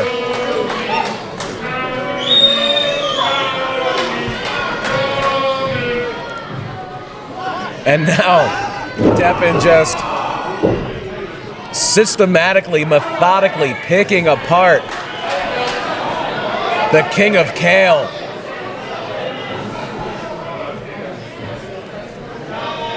Strutting to the corner. Taking his time. He knows what's happening. He knows he's in firm, complete control. He is stepping on the fingers of Leo Sparrow is what he's doing. And he's got a mouthful of kale. Hope he spits it on that guy. Like, you don't get in that good a shape without having a little bit of kale. You gotta balance out the Pilgrim beer with something. Tony Deppen in phenomenal physical condition. I think he has, and kale goes flying from Tony Deppen's mouth into the first few rows. Boot to the face from Sparrow. Deppen looks like he might be reeling a little bit. No, I take that back. Now it's Sparrow with a handful of kale. Throwing some big punches, and now the loaded kale bomb. Face full of kale to Tony Deppen. How is that not illegal? Could you imagine reading that in Pro Wrestling Illustrated? DQ Kale. Leo Sparrow with a strike of his own. That solar-powered hip attack only gets a 2 count. Only gets a 2 count. Fans starting to get behind that son of a son. Leo Sparrow looking to fly. He can do it. He can do it really well. But Deppen cuts him off in the pass with an enziguri that hit the face, not the back of the head. That was a kick right to the face. Say that like there was something wrong with it. No, there is nothing wrong with it. It was a beautiful shot. Sparrow non-phaso throws Deppen off. Who landed on his feet. Deppen say, come on. Slides under Sparrow. But Leo able to deliver a Falcon Arrow.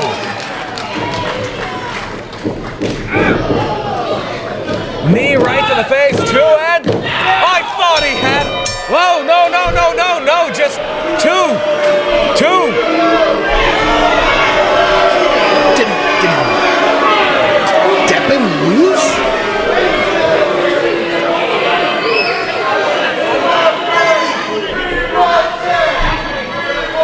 That was a 2 count. This match continues. Just a 2. And that was me breathing a sigh of relief, along with Tony Deppen.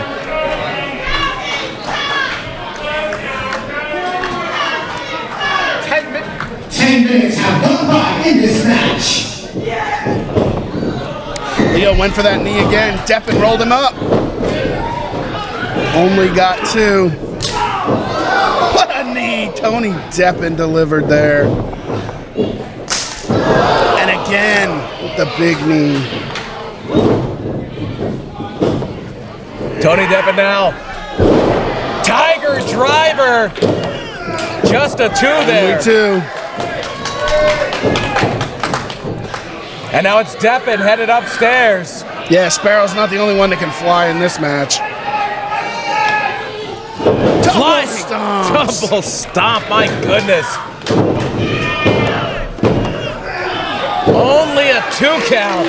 Look at Deppen. He can't believe it. I can't believe that was only 2, BP. I can't believe it. As 2 counts as close as you can possibly get them. Both of these fighters, both of these athletes, these competitors,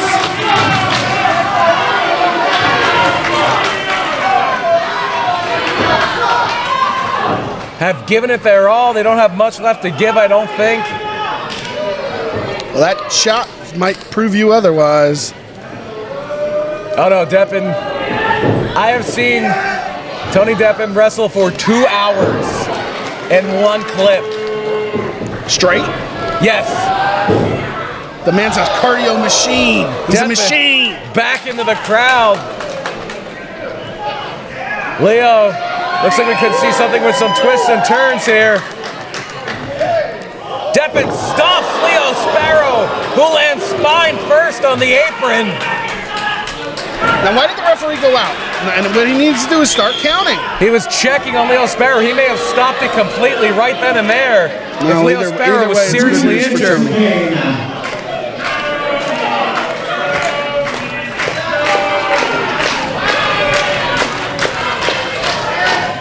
That count is getting high.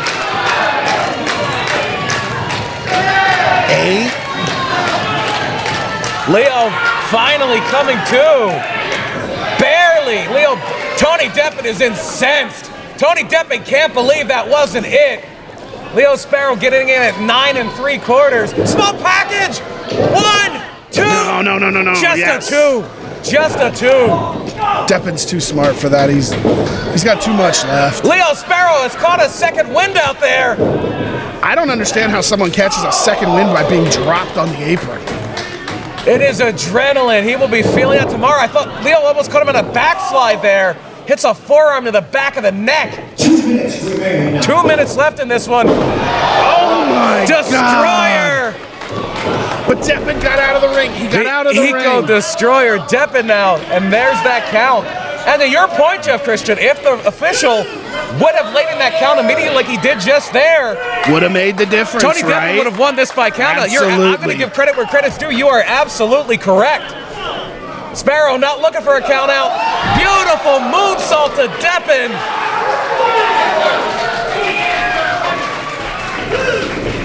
You got to question the intelligence on Leo Sparrow. They're throwing Deppen back in the ring.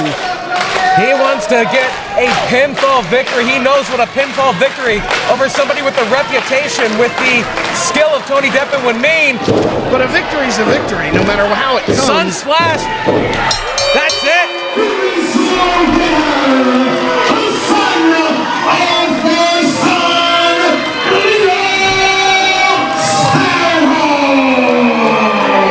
Sparrow gets it. What an upset. What a win for Leo Sparrow. Does this mean we have to drink this kale ale? I think that was a non-binding agreement. That was a non-binding agreement. Thank goodness for that. Tony Deppen cannot believe it. I'm in shock myself. Doubt Leo Sparrow at your own risk. I don't think Deppen's in shock. I think he's more disgusted. Oh, he is incensed. Incensed is a better word. You're absolutely correct.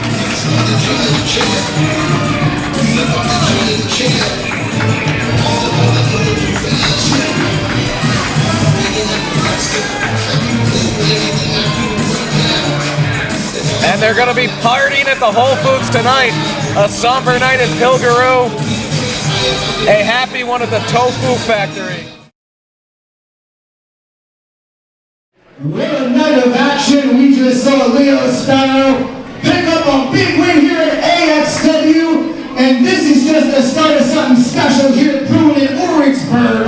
We return April the 27th. AXW Honor. Tickets on sale now. AXWTAX.com. We look forward to seeing you back here at our brand new home, the Orwigsburg Veterans Memorial Hall. Are you having a good time? It has been a great night of action. Action as our New Horizon event continues with the following contest. It is scheduled for one fall. It will have a 20-minute time limit and is for the AXW Tag Team Championship.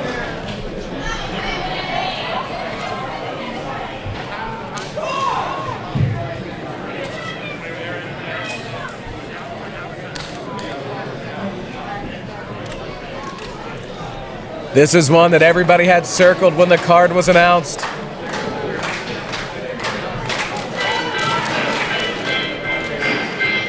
Particularly the challengers, right? Oh, the challengers. They got a little taste of revenge at Farewell. Team Quay winning the Steel Cage Showdown.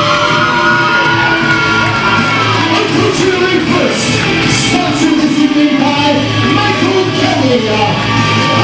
Challengers, Eddie Baby, and Lassie Daddy. Together they are Team Baby Daddy. We may have lost Lassie Daddy. The two of them are, all they're interested in, it seems like, is baby mamas and stogies and cheese sticks. Well, speaking of sticks, I think they're also interested in breaking the golden era over their knees like a stick. Eddie Baby and the Hungarian Lassie Daddy.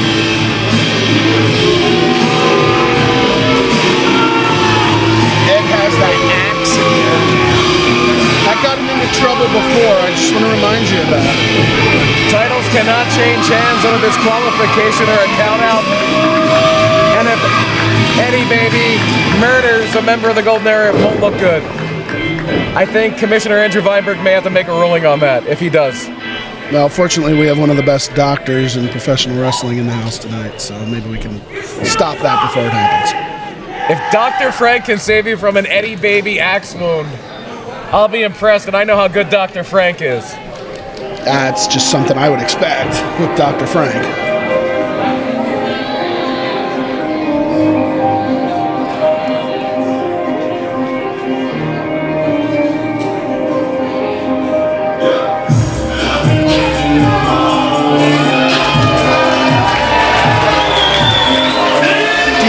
Did you hear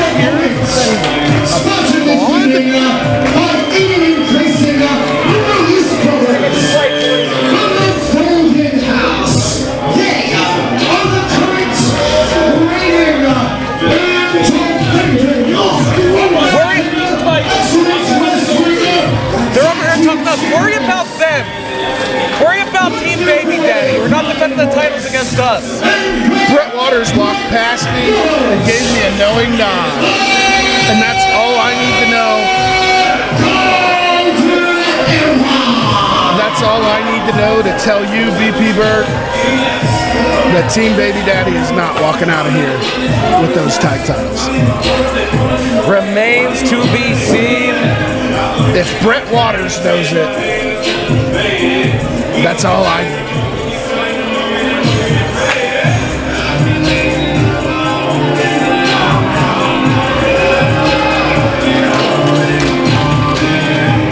Such an intense rivalry, such hatred between these two teams. And it all comes to head tonight at New Horizon. Lashley's doing like everything he can to keep Eddie from running at him. Eddie Baby wants to make an orphan out of Mrs. Waters. Or an orphaner out of Mrs. Waters and Mrs. Morris. I assure you, BP, those are not goodbye kisses on those championships by the Golden Era. That's usually a bad omen. That's like touching the trophy before you win it. They've already won it. They're the defending champions. And look at it. Eddie Baby's just, he is, that is like trying to keep a bull in a pen right now. If anything, this might be a problem. Lazzy Daddy is expending energy trying to keep his partner from prematurely ripping the heads off of the Golden Era. Yeah, but Eddie's also expending energy trying to do it. Lazzy let him go and Ed paused for a second. Like, what? I can do this?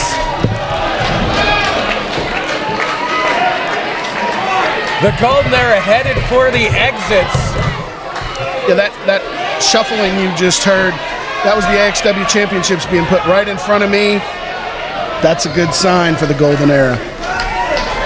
The Golden Era running for their lives right now. They may leave town and leave the titles behind. We may be the tag team champions when this is over. By default. I wouldn't say no to that, but I would elect the Golden Era to represent me. Because the Golden Era could be back in New Jersey. Oh my goodness!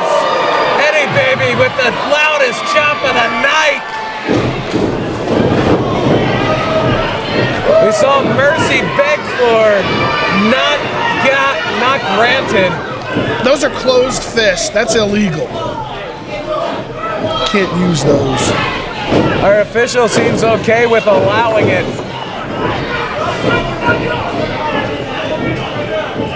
As the Golden Era steamrolled so far.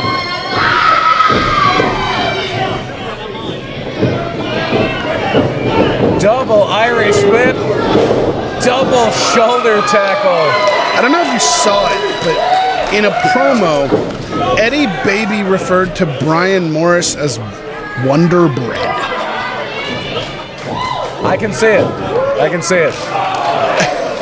Although Wonder Bread doesn't typically have a big red welt up in the upper middle part of it.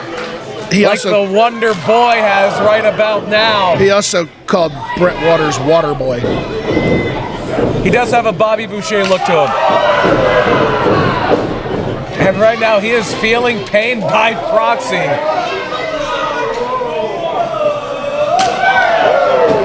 I'm wincing, BP. These chops to Brian Morris. So painful. They're hurting me. Brett Waters living up to his nickname. I think he wet his trunks thinking about what happens when he tags in.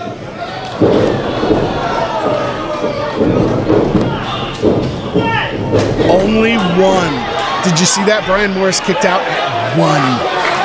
And he's begging. He's pleading. He's not going to get any quarter from Lazzy Daddy.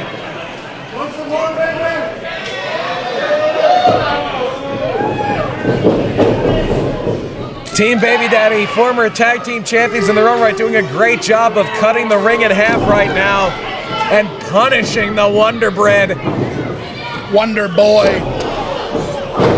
I know I told you Eddie referred to him as that. I like it. Doesn't mean you have to. It's got a nice ring to it. It's got a nice ring to it. Wonder Boy, BP. Wonder Boy. Whatever you want to call him. Brian Morris, very tough, getting out of 2 there. Withstanding the onslaught so far.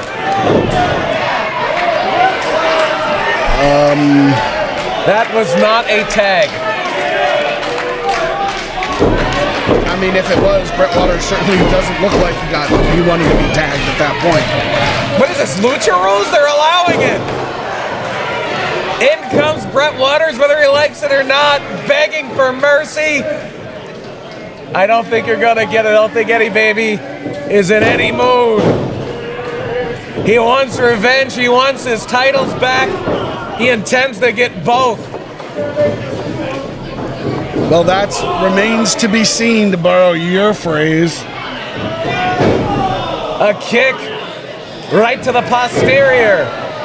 And one to the hip. Oh, this is not good for the Golden Era.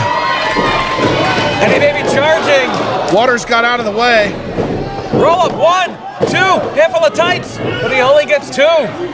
Only gets 2. Even by cheating, he can only get 2. I didn't see any tights there. Did not see that. That's not cheating. I didn't see it. Eddie Baby fallen victim now to the double team. And the fresher of the 2 champions, Brett Waters now. That's exactly what Golden Era has to do. They've got to tag in and out, quick tags, cut off the ring.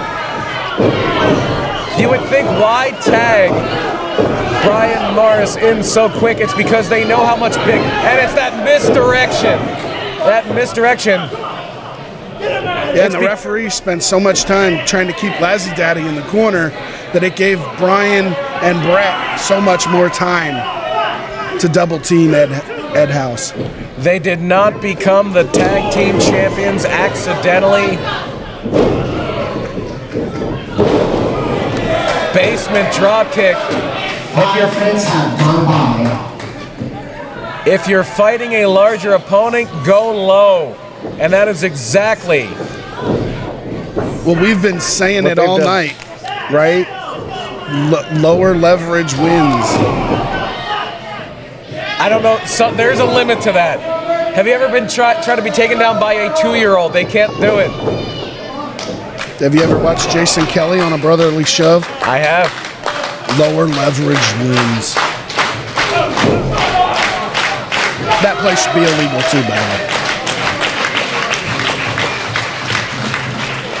I will reserve comment on that. One of the only teams, by the way, able to stop that this year, Tampa Bay Buccaneers. That is true. And now Brett Waters just taunting. What is that? What did Lazzy Daddy just do there? Was he like thrusting against the ropes? He's a very expressive man. You would never see something like that out of the Golden Era. Nor would I want to. But right now, Eddie Baby able to counteract the double team with a double stunner. Needs to get to his corner. Needs to bring the fresher Lazzy Daddy in. He's doing it again, BP. Ugh. He can feel it in his loins. He wants to tag that bad and he gets it. In comes Lazzy Daddy, down boat. Morris up, slam, and one for the Water Boy. No, Wet Brett. That's a much better nickname than the Water Boy. And Wonder Boy. Vicious German suplex from Lassie Daddy. How about one for you, too? Oh, he's doing it again. It drives the women over 50 wild. What can you say? It's like seeing Mark Harmon or something. They love it. And the referee got the worst of that one. Yeah, and then Lassie hit that running clothesline. There's that cover. 1, 2, 3, 4, 5, 6. I'm gonna stop. I could keep going all the way to 100. Yeah, and it means nothing because there's no referee and all that, and they're still not beating the Golden Era. The official brought back in too little, too late. Eddie Baby just tossed into the steel post. But it looks like we should... No! Enziguri! Teamwork makes the dream work, baby. Double DDT, not like this! 1, 2... Oh, come on, man. I told you from the very beginning, when Brett Waters nodded at me, I knew. When those titles were put in front of me.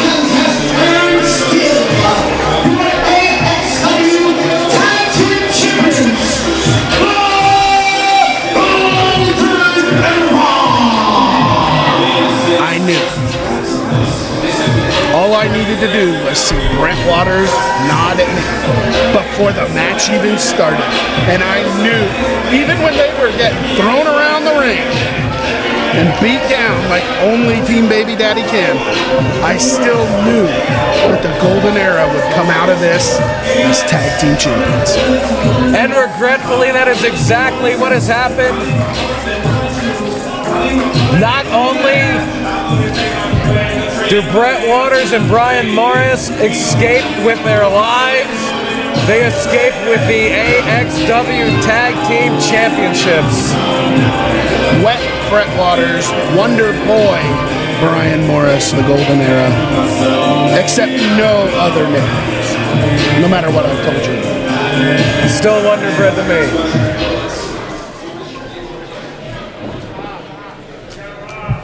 And it looks like that double DDT has done a number on the neck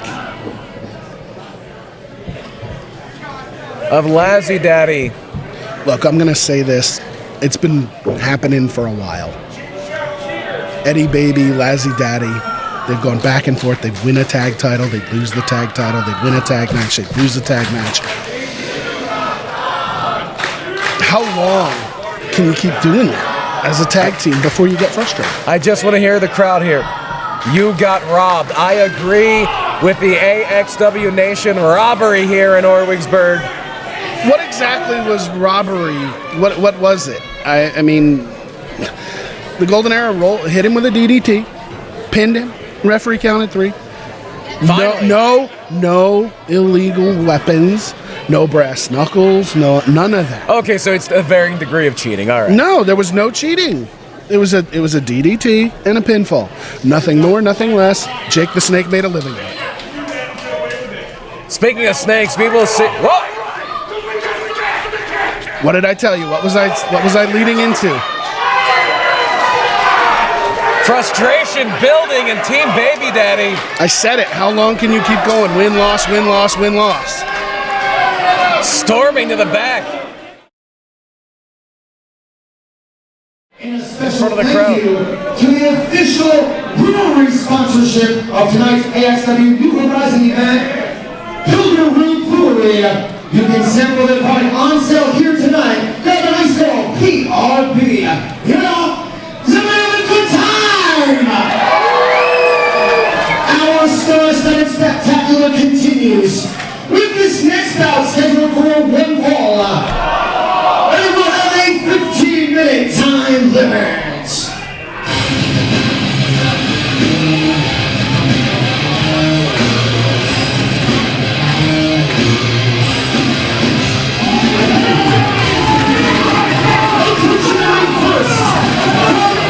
New York, we have 230 pounds.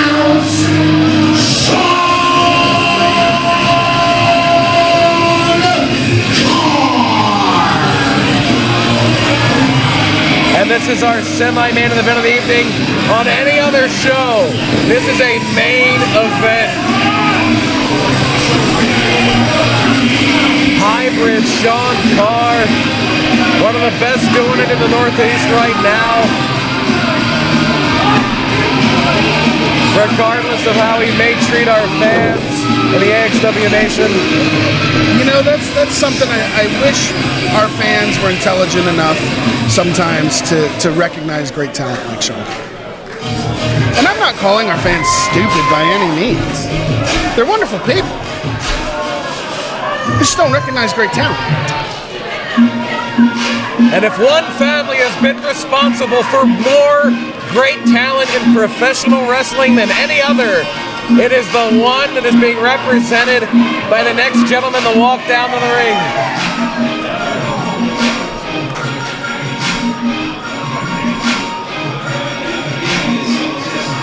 Knows how to make an entrance.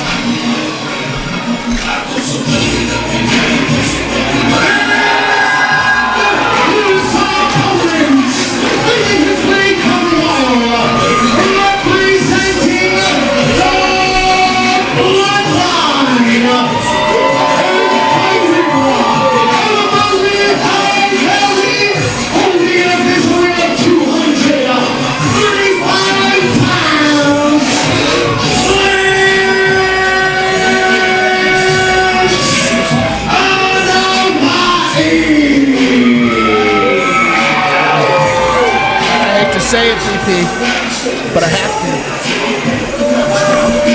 recognize him. I think this entire capacity crowd here in Orwigsburg, Pennsylvania recognizes the greatness not just of the Anoai family, but that specific member of it, Lance Anoai, the next generation, the son of the great Samu, the grandson of the great Alpha, the Wild Samoan.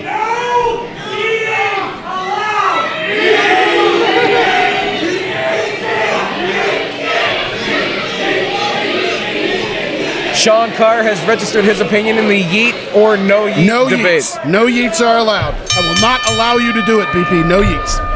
I will only yeet if it is yeet appropriate. No yeets. As per Sean Carr's request, no yeets. So you're gonna go and tell Lance Anoai no yeet because he just did it. I want you to leave commentary right now and go tell Lance Anoai no yeet. Sean Carr told him no yeets. I don't have to leave here. Well, let's see what happens to Sean Carr.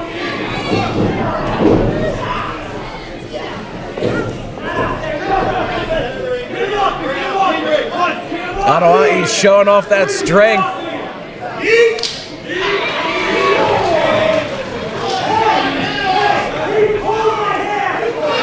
He did not pull his hair. I saw it, BP. He did. I saw it.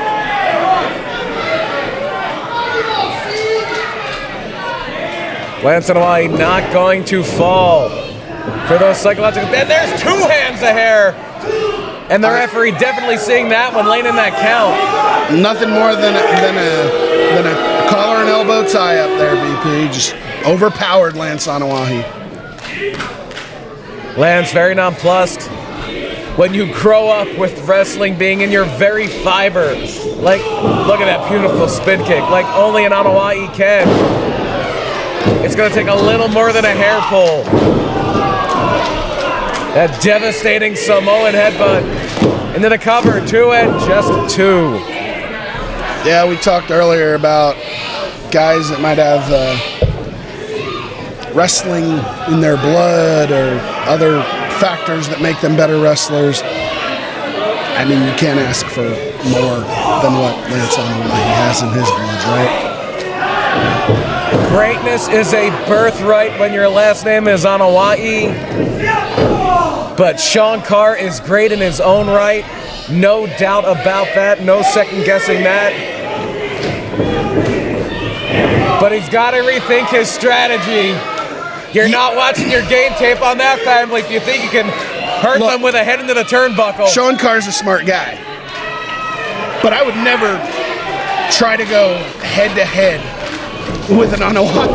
Lance Anoai inviting him to keep doing it. I mean, Lance Anoai, he's the type of guy I expect to headbutt a turnbuckle 12 times and turn around and be just fine. The only thing Sean Carr... And there's a ram to the buckle. 2, 3, and we're going around the world. The only thing... Sean's still up. He still wants to fight. Did you see those jabs? He's trying. And there's that headbutt now. Sean Carr knows exactly how hard the head of Lance Anoai is. But it's a good thing. The only thing that Sean Carr was going to accomplish by continuing the ram Anoai's head into those turnbuckle pads was having to have new turnbuckle pads and the cost of them taken out of his share of the purse tonight. But that is a very effective tactic. How is it Sean Carr's fault if Lance Anoai would have been the one ruining the turnbuckle pads? Lance Anoai should have paid for it then.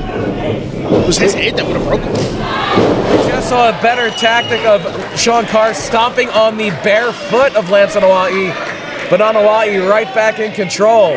Hey, that's what you get when you don't wear boots.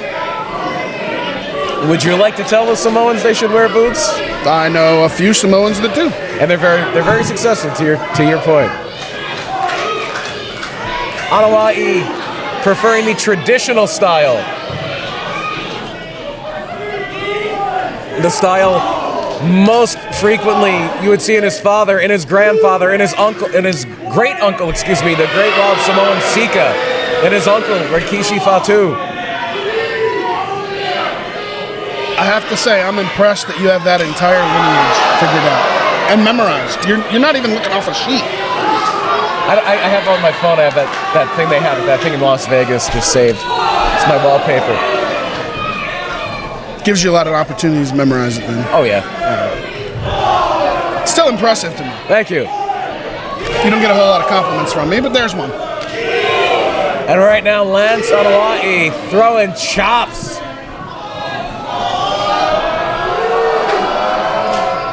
Getting a big run. So he's going around the world. The Samoa Express. Just hit him with another headbutt after coming around all that. I'll tell you exactly what he did, Jeff Christian. He yeeted him. No yeet. No yeet.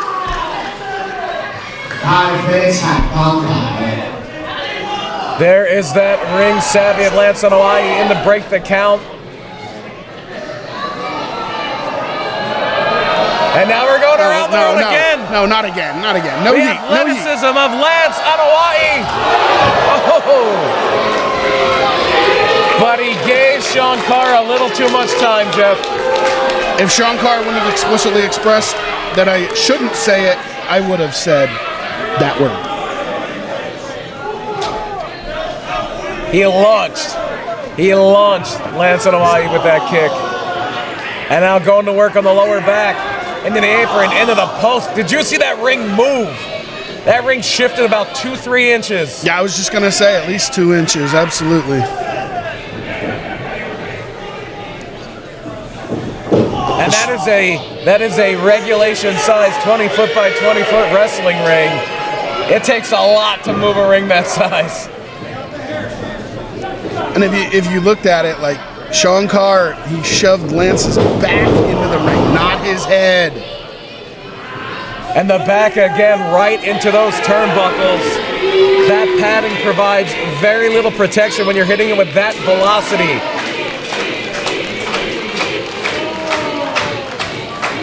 This crowd, the AXW Nation, antagonizing Sean Carr,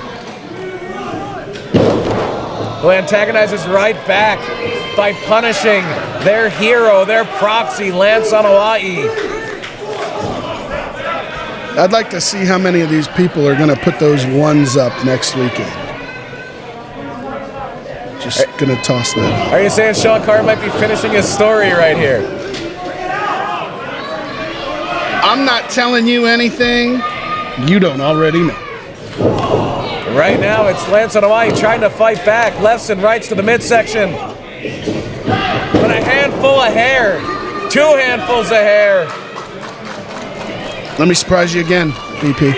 I did see that. Okay. And I liked it. You can bend the rules as long as you don't break them. And it might be the back or the upper neck, those upper vertebrae. Sean Carr is more than willing to break those. Of Lance Anoai that do get broken, yes.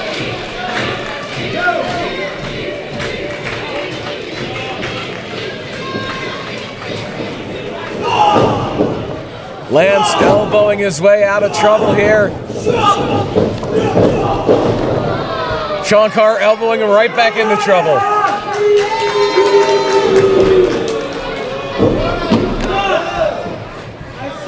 Don't you dare! How dare you, Sean Carr, try to pin a member of a royal family like that? It wasn't that Lance kicked out, it was that Sean took his foot off of Lance. Oh, Sean took his foot off before Lance was going to snap it in pieces. Sean Carr going all the way to the top rope. I disagree with this, BP. There's no need for this when you're Sean Carr. Moonsault misses the mark. That's exactly why. Accurately called, Jeff Christian.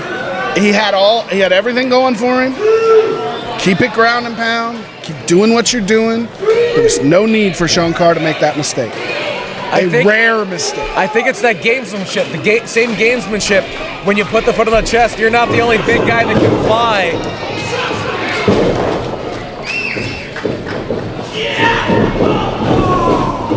But Lance Anoai has used it to turn the tides here. Big Samoan splash in the corner. An avalanche. A cannonball. And we know what this could mean. Just pandered to the crowd. You're right. I'm going to give you credit here. If he wouldn't have showed it there, that could have very easily been a 3. But he's trying to get... Don't get me wrong. I'm not complaining about it. I'm just pointing out the mistake. And now Anoai could be going to the top. You know what he's going to do off the top? Sean Carr knew, and that's why he tried everything he could to stop it. How about that from Sean Carr? And now a moonsault from the second rope finds the mark. It takes a little less time to get to the second rope than it does the top rope. No hesitation that time from Carr for sure. Got to stay on him, Sean. You can't give him this kind of a breather. Do not argue with the referee here. 10 minutes on 10 minutes left in this one. And without a time limit, they could probably go all night. Or not. Beautiful Savat kick. Did I see a tooth fly? Samoan drop. Anoai go to the top. You know he's going to do off the top, right? He is going to yeet himself off the top. 1, 2, 3. No yeet. No yeet. The big yeet. No the yeet. Big yeet does it. No yeet.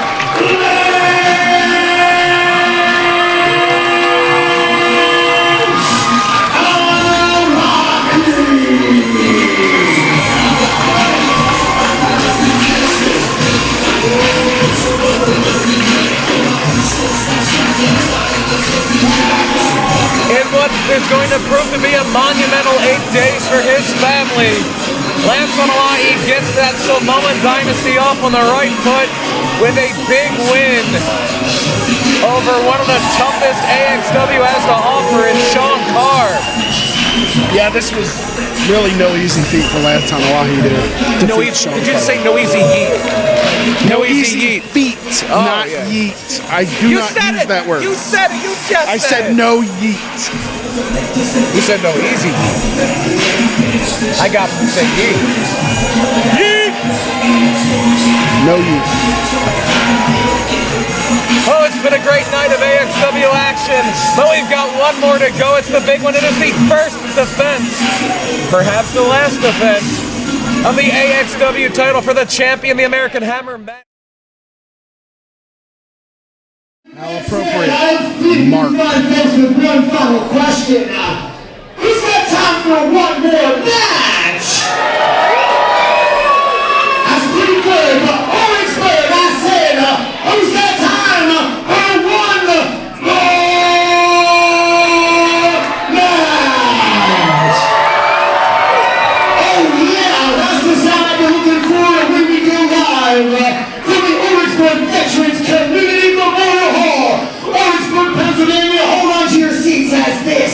is your AXW New Horizon main event. It's been such an amazing night, but we're not done yet.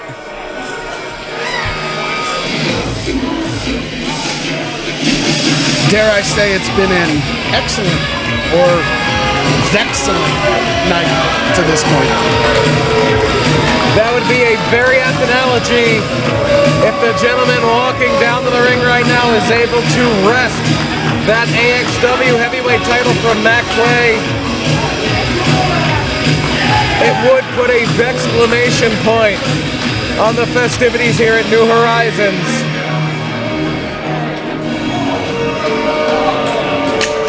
But I think a lot of the AXW Nation would much prefer to see a hammer dropped right across the weaselly throat of Tommy Vex.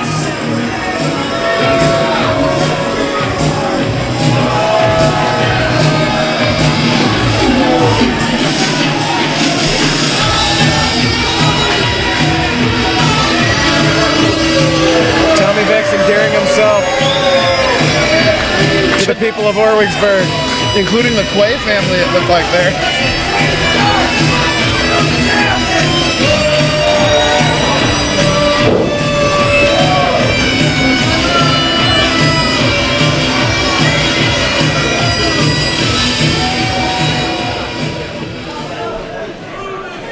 I can't wait to hear this.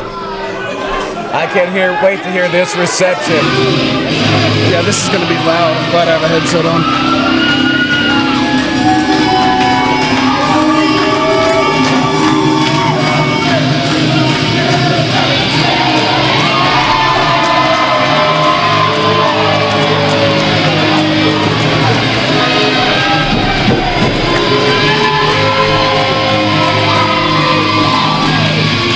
It is the man who stands for the 3 M's, muscles, mullets, America. It is the American Hammer, Matt Way, our AXW champion. Oh, it still feels good to say that. It still feels good to say that. Relish it now, BP. Relish it now.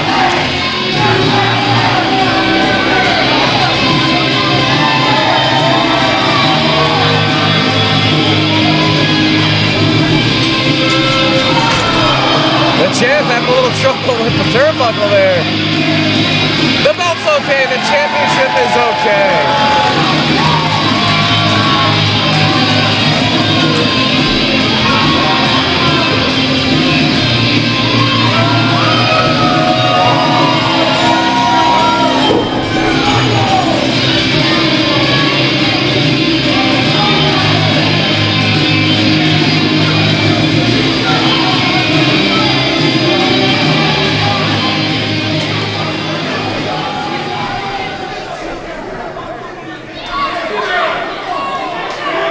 Tommy Vex again endearing himself to the people of Orwigsburg. Brought to you tonight by our marquee official brewery of AXW New Horizon, Brew. This is your AXW New Horizon featured bout evening. It will be scheduled for one fall.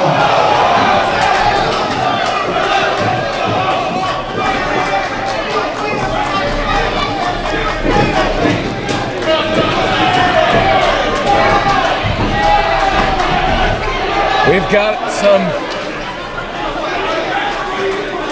some controversy going on right now.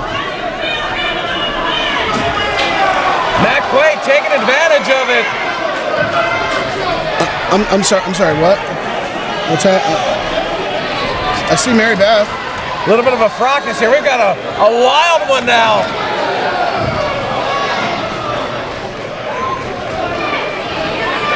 Matt Quay and Tommy Vex. A little bit of an altercation there. They're coming near us. They could be headed our way, headed up into the rafters, headed up into the bleachers. Tommy Vex getting pummeled right now by the AXW champion. Have we even had a bell yet? They're not in the ring. They haven't been in the ring yet. The match has not officially started.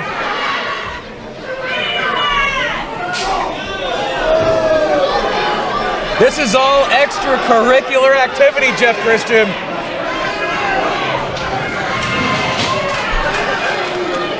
Seems very unsportsmanlike for a man that wants to promote things like sportsmanship. Tommy Vex putting his hands on the member of a crowd. Matt Quay not standing for it. Mary Elizabeth going for her cheap shot. Why is Matt Quay? Why was he grabbing Mary? Because she tried to slap him. And it created a window for Tommy Vex to capitalize on Matt Quay going into the post. Vex saying, you want to try something again.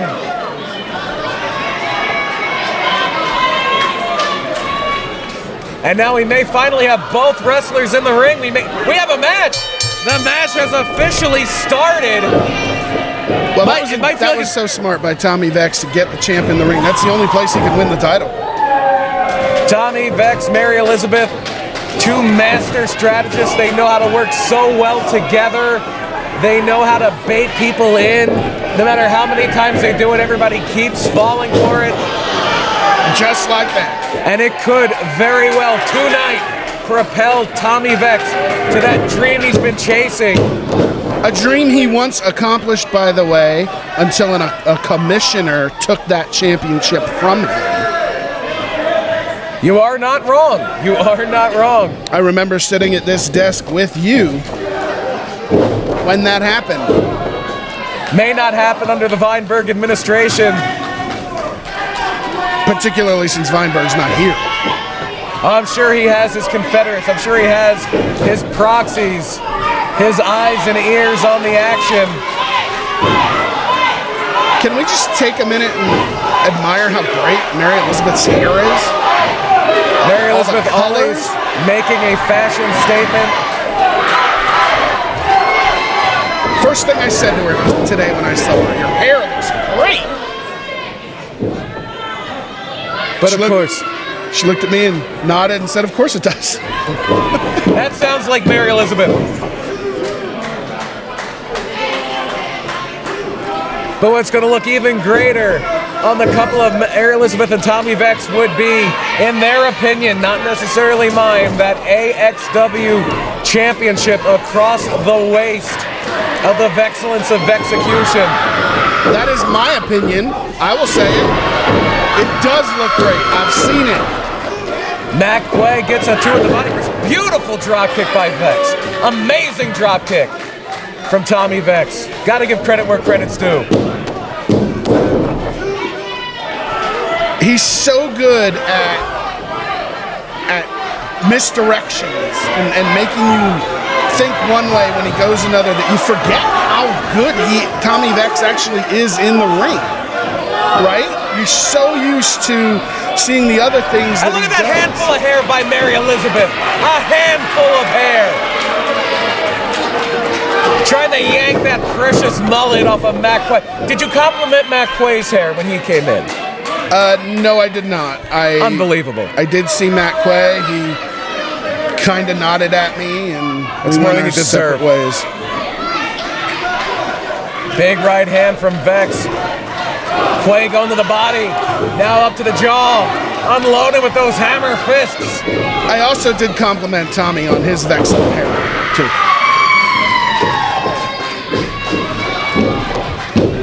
Last time I saw hair like that, I was cleaning something out of a mouse trap. Matt Quay trying to get the AXW Nation that loves him so much into this. Oh, did you hear the thud? Did you hear the thud when Matt Quay hit the ground? I mean, it's not a terrible idea. Look at that, Mary Elizabeth just stomping on Matt Quay on the outside. And master strategists, as you said. This is what Tommy Vex and Mary Elizabeth do so well, the game planning. Tommy Vex could hear the crowd. He could feel Matt Quay feeding off that crowd. tosses Quay out of the ring to bring them to a stop, where Mary Elizabeth is right there waiting. She didn't do anything. Look at her. She's just laying there right now, just leaning against the ring. Vex and Quay both unable to land suplexes here. Jockeying for position. Vex does deliver.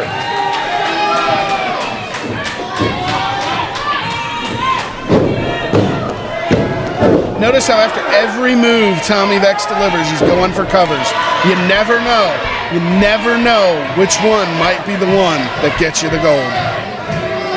Tommy Vex, ever the opportunist, makes the most out of any chance that comes his way.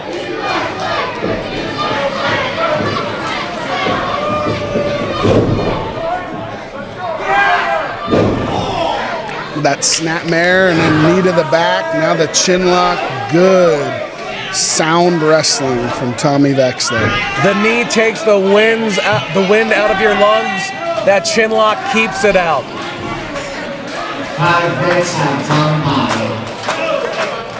Matt Quay is only a few inches from those ropes, but he might as well be a mile away right now. Gonna try to power out of it. Honestly, with the body style of Matt Quay, why not just reach for the rope? Could have reached for the legs. That could reach with his leg, right? Yeah, in the moment, did not think of it. But he got out anyway. You know who would have thought of it? Tommy Vex. Absolutely. The guy getting punched right about now could have thought of it. Matt Quay might knock some of those brain cells loose with some hammers.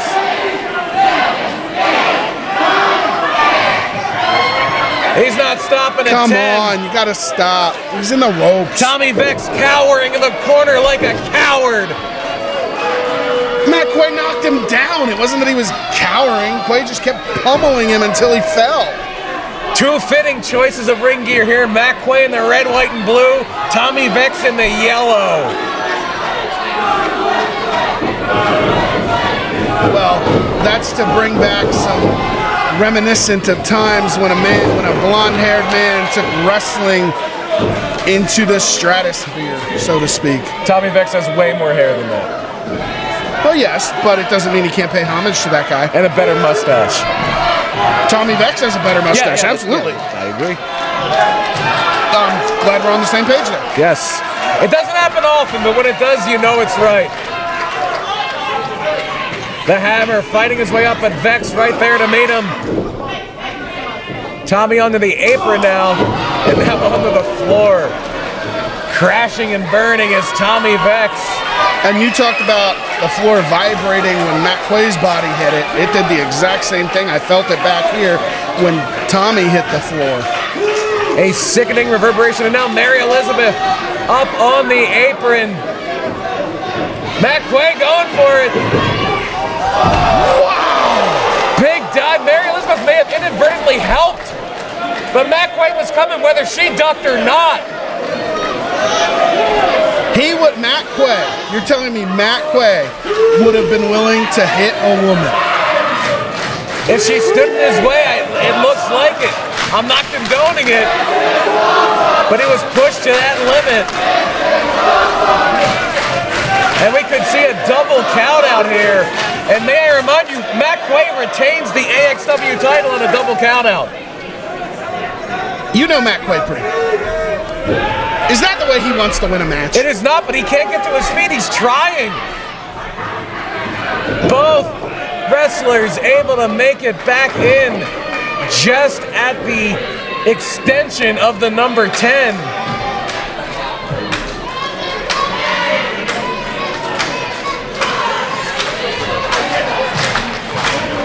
And a loogie right to the face. A double bird, the dreaded double deuce. And now we've got two fighters wailing on one another. The defiant Tommy Vex there. And possibly the triumphant Matt Quay. Don't get ahead of yourself if now. He can, I said possibly. If he can capitalize here, Mary Beth trying to fan some life back into her charge here. Quay coming in with that big American avalanche. How about one more, Tommy. Sling blade. This could be it. 1, 2. No! No, so close. Tommy could have kicked out earlier. He just wanted to conserve some energy. Whatever you want to believe, Jeff. Whatever you want to believe. Still kicked out, didn't he? I never doubted it. Yeah. I never thought that was 3, not for a second, but we could see a 3 here unless Tommy Vex can do something. And How about that? That's something. And another 2 count. Both fighters digging deep into the reserve. Both of these incredible wrestlers, and I will give Tommy Vex his due. He's got to stay on Matt Quay, though. He can't just... I know he needed a quick break there to catch his breath, but you got to stay on him. Put him in some kind of hold or something to catch your breath. Tommy Vex with a vicious stomp to the chest, trying to knock more wind out of Quay so he can get some time to go up to that second rope. 10 minutes have gone by. Vex took a little too long there, paid the price. Is there anyone in AXW that can jump as high as Matt Quay? I don't think so. The only guy, I'm going to surprise you here again. The only guy I can think of, Leo Sparrow. That's a great call. That is a great call. Quay trying to go for that Olympic slam off the second rope. That could end this one. Vex out the back door. Down. Power bomb. Power Goes bomb. right. He's got to go for the pin. Look at that. 1, 2. No! How close can you get?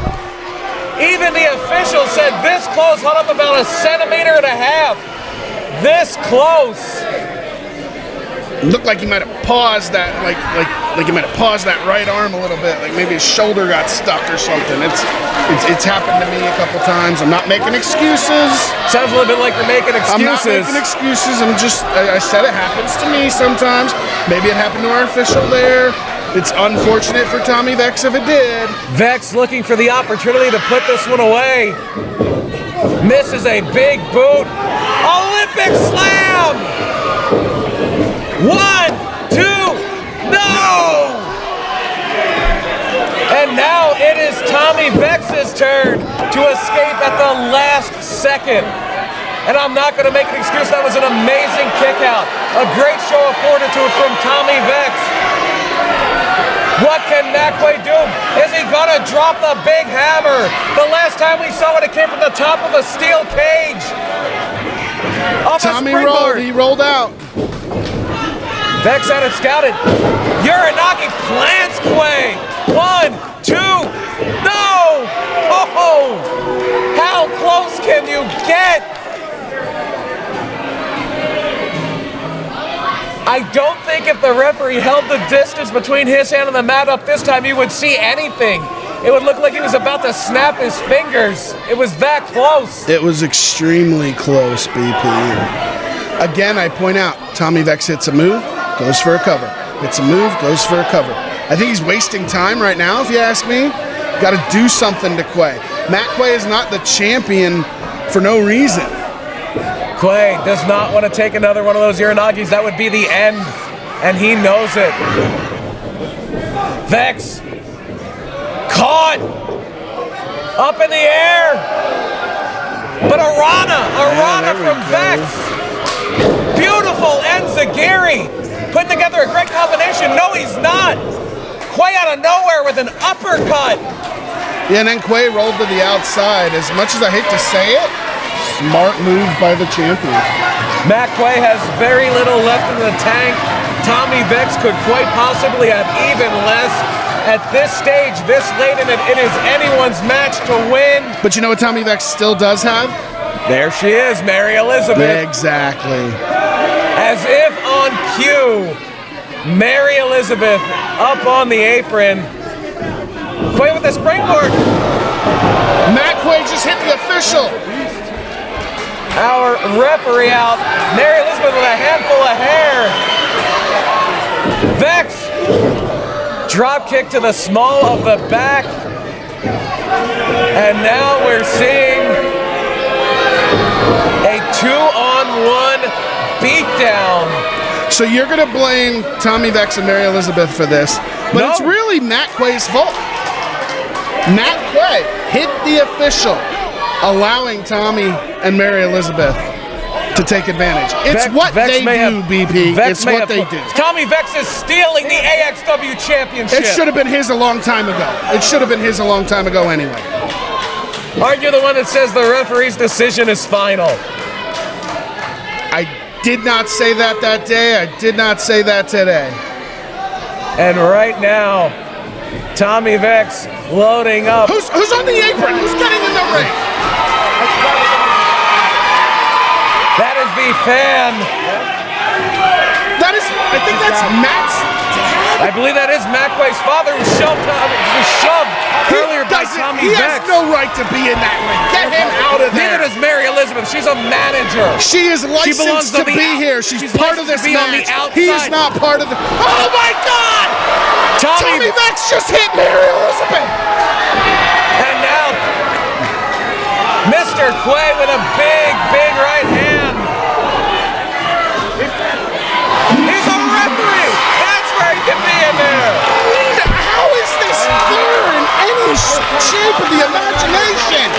Take it up with Mr. Weinberg because we are about to see the hammer. 1, 2, 3.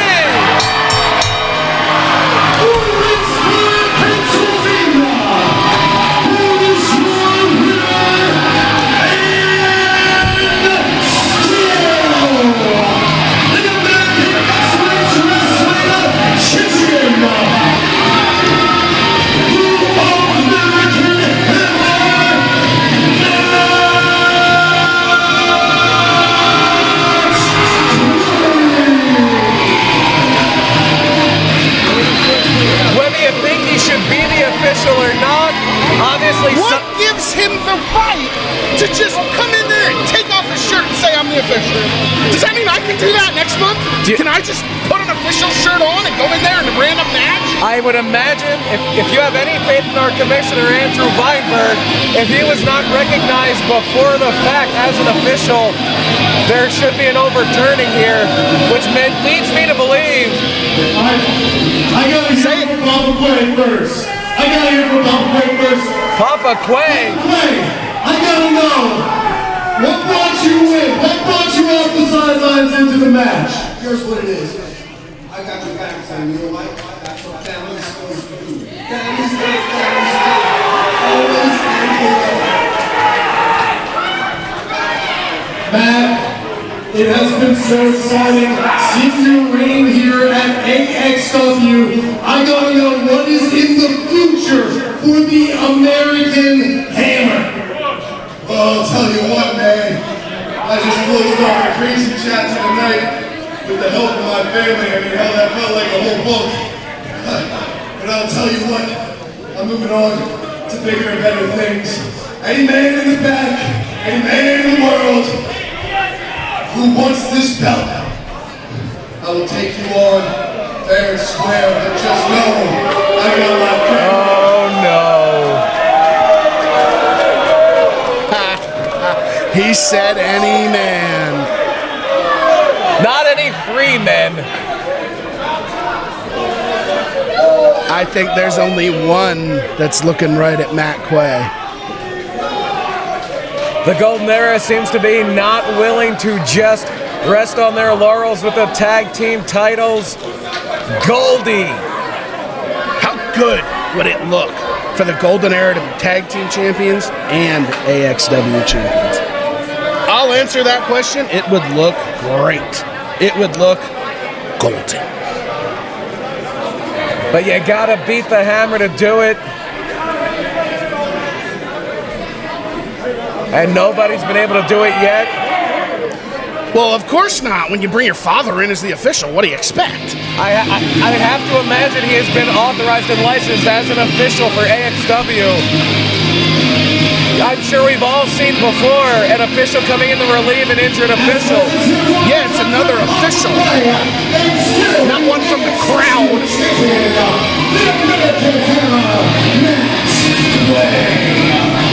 Despite the protests of my broadcast colleague Jeff Christian, Matt Quay will leave New Horizons as the AXW champion.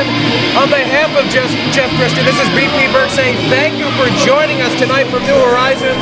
We will see you Saturday, April 27th. It is Honor Autism Awareness. We'll see you there. Excuse me.